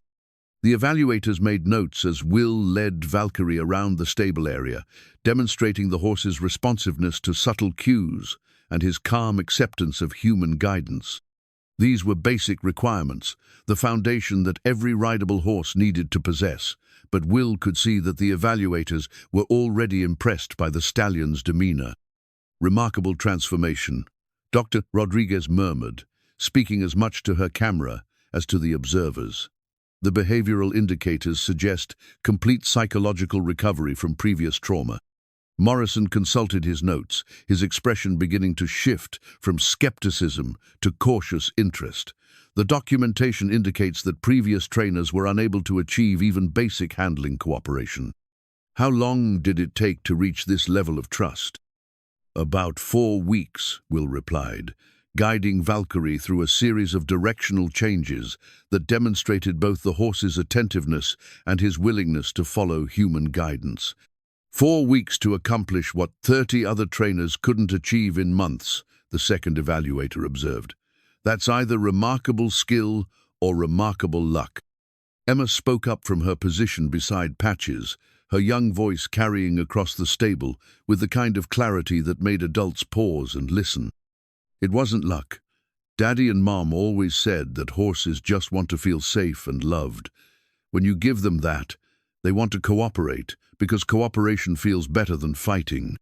The simplicity of her explanation seemed to resonate with the observers more than complex technical discussions might have. Here was a child who clearly understood something fundamental about animal psychology, speaking from direct experience rather than theoretical knowledge. "Now for the crucial test," Will announced, his voice steadier than his nerves. "Saddle acceptance and mounting." This was the moment that would determine everything. A horse could be perfectly trained on the ground, but still refuse to accept a rider, and Valkyrie had not been successfully mounted by anyone since Celeste's father's illness had begun 2 years ago. The saddle Will had chosen was a work of art custom-made to match the silver bridle, crafted from the finest leather with careful attention to both function and beauty. Like the bridle, it represented Celeste's father's dreams for his partnership with this magnificent horse. Valkyrie's ears flicked forward as Will approached with the saddle, his nostrils flaring slightly as he investigated the familiar but long-absent equipment. For a moment that felt like an eternity, the stallion stood perfectly still, and Will wondered if this was where their miracle would end, at the moment when memory and trauma intersected with present reality. Then Valkyrie lowered his head slightly, a gesture of acceptance that sent relief flooding through Will's entire body. The stallion not only accepted the saddle, but seemed to welcome it, as if remembering what it meant to be a partner rather than a victim. The evaluators watched in obvious amazement as Will secured the girth and adjusted the stirrups, Valkyrie standing with the kind of patient cooperation that suggested he was ready to resume the role he'd been born to play. "Extraordinary," Morrison admitted, his professional skepticism giving way to genuine admiration. "In 30 years of evaluating training claims, I've never seen a complete behavioral transformation of this magnitude." But the ultimate test remained. Valkyrie could accept the saddle, could stand calmly while equipment was adjusted, could demonstrate perfect ground manners and responsiveness to commands. But none of that would matter if he refused to accept a rider, if the weight of a human on his back triggered the trauma responses that had defeated so many previous attempts. Will gathered the reins, his hands steady despite the magnitude of what he was about to attempt. Around him, the stable had fallen silent, except for the soft sound of Valkyrie's breathing and the gentle whisper of Emma's voice, humming her mother's lullaby from beside Patch's stall. The stirrup felt familiar under his foot, the leather reins comfortable in his hands. But as Will prepared to swing into the saddle, he realized that this moment represented more than just the completion of a training challenge. It was the culmination of a journey that had begun 3 years ago with loss and blame and the shattering of everything he thought he knew about himself. Now, surrounded by people who believed in him, with his daughter's faith as his foundation and a horse who had learned to trust again, Will Carter was about to find out if second chances were realer, if some things, once broken, could never truly be made whole again. The feather was small and ordinary, a simple brown wing feather that Emma had found during one of their walks around the estate grounds. She'd presented it to Will that morning with the solemnity of a child bestowing her most precious treasure, explaining that it would bring him courage because birds are brave enough to trust the sky to hold them up. Now, tucked into the band of his hat, the feather served as a tangible reminder of his daughter's faith as Will placed his foot in the stirrup and prepared to mount Valkyrie for the first time. The insurance evaluators held their collective breath, cameras ready to document either triumph or catastrophe. Valkyrie stood perfectly still as Will's weight settled into the stirrup, the stallion's ears forward with attention rather than anxiety. This was the crucial moment, the point where every previous trainer had failed, where trauma and memory could override months of careful trust-building in an instant of panic. Will paused with one foot in the stirrup, giving Valkyrie time to process what was happening, to make the choice between fight and partnership. The stallion's breathing remained steady, his muscles relaxed beneath the saddle, and when Will spoke softly to him, Valkyrie's ear swiveled toward the familiar voice. "Easy, boy. We're going to do this together, just like your first dad always planned." The mention of Celeste's father seemed to resonate with something deep in Valkyrie's memory. His head lowered slightly, and he shifted his weight in a way that clearly communicated readiness and acceptance. Will swung his leg over the saddle and settled gently into the seat, his hands light on the reins, his body language communicating calm, confidence, rather than dominance or control. For a heartbeat that felt like forever, horse and rider remained perfectly still, both adjusting to the reality of connection they'd been building toward for 6 weeks. Then Valkyrie took a single step forward, and the spell of impossibility was broken. The stallion moved with the fluid grace of an animal born to carry a rider, his gait smooth and confident as Will guided him in a gentle circle around the stable area. There was no resistance, no panic, no explosive reaction, just the quiet magic of partnership restored after 2 years of enforced solitude. "My God," Morrison breathed, his professional composure completely abandoned. "He's actually riding him." Emma's delighted laugh rang across the stable as Valkyrie and Will completed their first circuit, the sound pure joy that seemed to infuse even the skeptical insurance evaluators with something approaching wonder. Patches nickered softly from his stall, as if offering his own congratulations to his friends. "Doctor," Rodriguez was documenting everything with scientific precision, but her eyes were bright with the kind of excitement that came from witnessing something unprecedented. "The stress indicators are completely absent," she reported. "This is genuine cooperation, not submission born from fear or force." Will guided Valkyrie through a series of basic maneuver stops, turns, backing each command, met with willing compliance that demonstrated not just training, but genuine partnership. The stallion seemed to remember what it felt like to work with a human, to be part of a team rather than a victim of domination. "How long do you need to demonstrate full training compliance?" Morrison asked, his tone now respectful rather than skeptical. "As long as you need to see," Will replied, his confidence growing with each successful interaction. But I think Valkyrie has made his point. The formal evaluation continued for another hour, with Will demonstrating increasingly complex riding skills, while Valkyrie responded with the kind of eager cooperation that suggested he was actually enjoying the experience. The transformation was so complete, so profound, that even the media crews outside began to shift their coverage from expected failure to miraculous success. Celeste watched from beside the stable entrance, her professional composure finally cracking to reveal the emotion she'd been holding back for weeks. Tears tracked down her cheeks as she witnessed her father's dream fulfilled not by force or dominance, but by the patient application of love and understanding. When Will finally dismounted, Valkyrie stood calmly as the saddle and bridle were removed, his demeanor relaxed and content rather than relieved. The stallion had not endured the experience, he had embraced it, remembered what it meant to be a partner rather than a prisoner. Emma rushed forward to offer Valkyrie an apple slice, her face radiant with the kind of happiness that came from seeing impossible things become possible through patience and faith. "You did it, Daddy," she exclaimed, throwing her arms around Will's waist. "You and Valkyrie did it together." Morrison approached with paperwork that would change everything: official documentation that Valkyrie was fully trained and rideable, certification that would satisfy the insurance company's requirements and save the estate from foreclosure. "Mr. Carter," he said formally, "in 30 years of evaluating training claims, I've never witnessed a more complete or impressive demonstration. This horse is not merely rideable, he's genuinely trained to the highest standards." The paperwork was signed, the documentation completed, the impossible challenge officially conquered. But as the evaluators and media crews began to disperse, Will found himself thinking not about victory or vindication, but about the journey that had brought them all to this moment. 6 weeks ago, he'd been a broken-down single father carrying guilt over an accident that had never been his fault.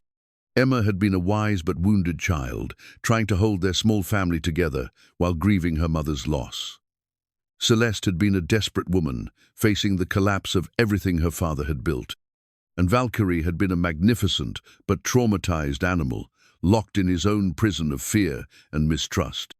Now, standing in the peaceful stable with his daughter's arms around him and a horse who had learned to trust again, Will understood that the real victory hadn't been in meeting the insurance company's requirements. It had been in proving that broken things could heal, that patience was more powerful than force, and that love applied consistently and without expectation of immediate reward could work miracles that seemed impossible to everyone except those willing to believe. Patches whinnied softly from his stall, and Valkyrie answered with the kind of gentle rumble that spoke of friendship and contentment. The old pony's condition was still fragile, his time still limited, but he'd lived to see the completion of something beautiful and important. As the sun set over the Colorado mountains, painting the stable complex in golden light, Will Carter allowed himself to feel something he'd forgotten existed, the quiet satisfaction of work well done, of trust earned and faith rewarded, of impossible things made possible through the simple application of love, patience, and the willingness to believe in second chances. The challenge was over. The real work of living happily ever after was just beginning. 6 months later, the leather portfolio containing the new deed to the expanded Carter family residence at Langford Estate sat on the kitchen table like a symbol of impossible dreams made real. Will signed his name with careful precision, officially accepting not just a home, but a partnership that would have seemed like fantasy the day he'd first driven through the estate gates with Emma and Patches in tow. The document represented more than legal ownership. It was a testament to the power of second chances, the magic of patient love, and the reality that sometimes broken families could become whole again in ways they'd never imagined. Emma, now 11, and carrying herself with the confidence of someone who'd helped accomplish miracles, was outside in the paddock, working with a new arrival, a traumatized mare rescued from neglect, who'd been making remarkable progress under Emma's gentle guidance. The child who'd once comforted a half-blind pony had grown into a gifted healer with an intuitive understanding of what wounded animals needed to recover. "She's going to be extraordinary," Celeste said, settling beside Will at the kitchen table with coffee that had become a comfortable morning ritual. "Dr. Rodriguez thinks Emma might be the most naturally gifted animal behaviorist she's ever encountered." Will watched his daughter through the window, noting the patient way she moved around the nervous mare, never pushing, never demanding, always offering the horse the choice to engage or retreat. It was Sarah's approach, refined by Emma's own innate wisdom and strengthened by the confidence that came from being part of something larger than herself. "She wants to study veterinary medicine with a specialization in animal psychology," Will said. "Says she wants to help horses the way we helped Valkyrie." The scholarship fund that had been established in Emma's honor, partly from the media attention surrounding their success, partly from donations by people inspired by their story, would make that dream entirely achievable. But more than financial support, Emma had found her calling, her purpose, her place in a world that had once seemed uncertain and precarious. Valkyrie grazed peacefully in the main pasture, his coat gleaming in the morning sun, his demeanor reflecting the contentment of an animal who had remembered what it meant to trust and be trusted. The stallion had become not just rideable but genuinely social, often seen playing with the other horses or standing quietly while children from the local riding program learned the basics of equine care. The therapy program had been Celeste's idea, inspired by watching Emma's natural gifts develop. They now welcomed children with various challenges, physical, emotional, psychological, who found healing through interaction with horses who understood something about overcoming trauma.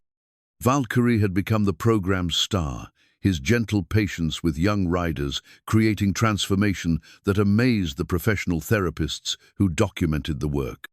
"The Anderson girl rode him yesterday," Celeste reported, referring to a 12-year-old who'd been selectively mute since her parents' divorce.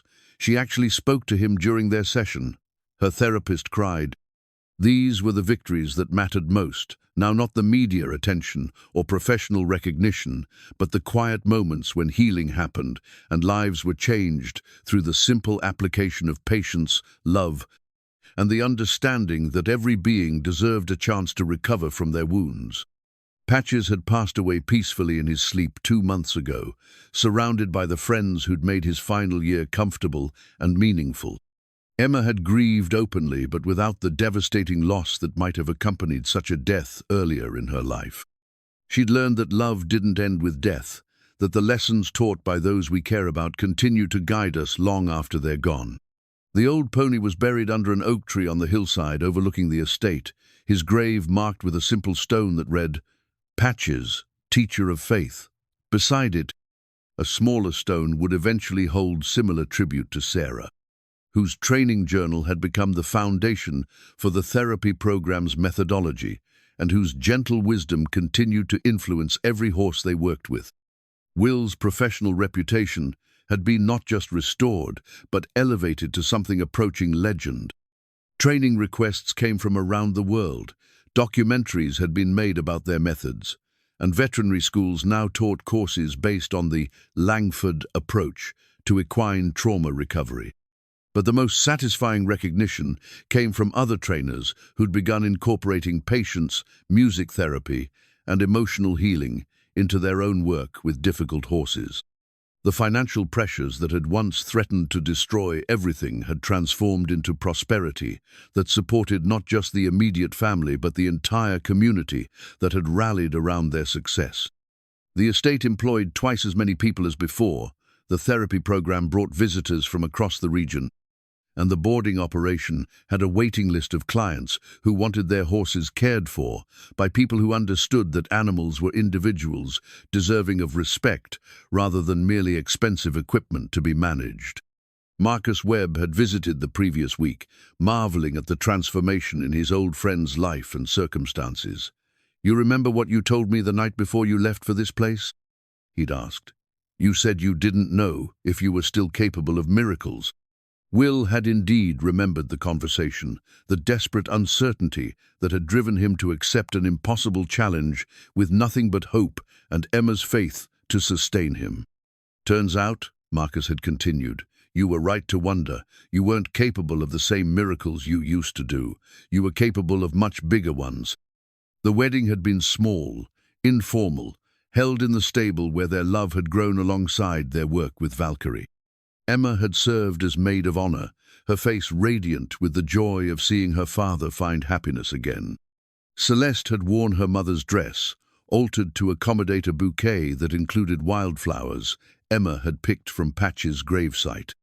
The vows they'd exchanged weren't about passionate romance or dramatic declarations, but about the kind of mature love that grows from shared purpose, mutual respect, and the understanding that the best partnerships are built on friendship, deepened by common values and complementary strengths.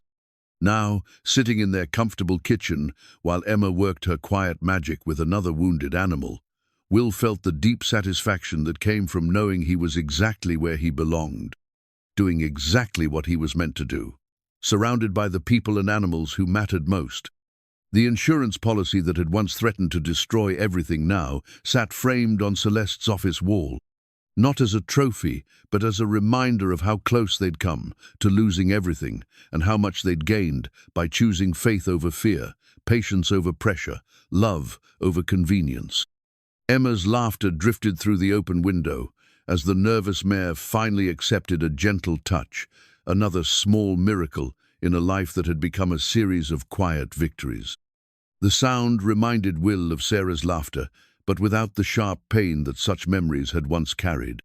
Now, his late wife's influence lived on through their daughter's gifts, through the methods that bore her gentle wisdom, through the understanding that love never really ends just changes form and finds new ways to heal the world. The morning sun climbed higher over the Colorado mountains, painting the estate in golden light that made everything seem possible. In the distance, Valkyrie lifted his head from grazing and whinnied softly, calling to Emma in the paddock. The sound carried across the peaceful landscape like a benediction, a reminder that sometimes the most broken souls are exactly what's needed to heal each other. Will Carter had spent 3 years believing he was defined by one terrible day, one tragic accident, one moment when everything went wrong. Now he understood that he was actually defined by all the moments when things went right, when trust was built one interaction at a time, when love was applied consistently without expectation of immediate reward, when patience proved more powerful than force, and when second chances revealed themselves to be not rare gifts, but daily opportunities for anyone brave enough to believe in them. The deed to their new life lay signed on the table, but the real document that mattered was written in the contentment of rescued animals, the confidence of his thriving daughter, the love of a woman who'd learned that the best partnerships were built on shared purpose, and the quiet certainty that came from knowing that broken things could indeed become beautiful when given enough love and time. Sometimes the walls we build to protect ourselves become the very prisons that keep us from healing. And sometimes, with patience and faith and the courage to try again, those walls come down not with dramatic collapse, but with gentle dissolution, revealing the wholeness that was always waiting just beyond our fear. The impossible horse had been trained. The broken family had been healed. The second chance had become a new beginning. And in the peaceful stable where miracles had become routine, the work of love continued, one patient interaction at a time.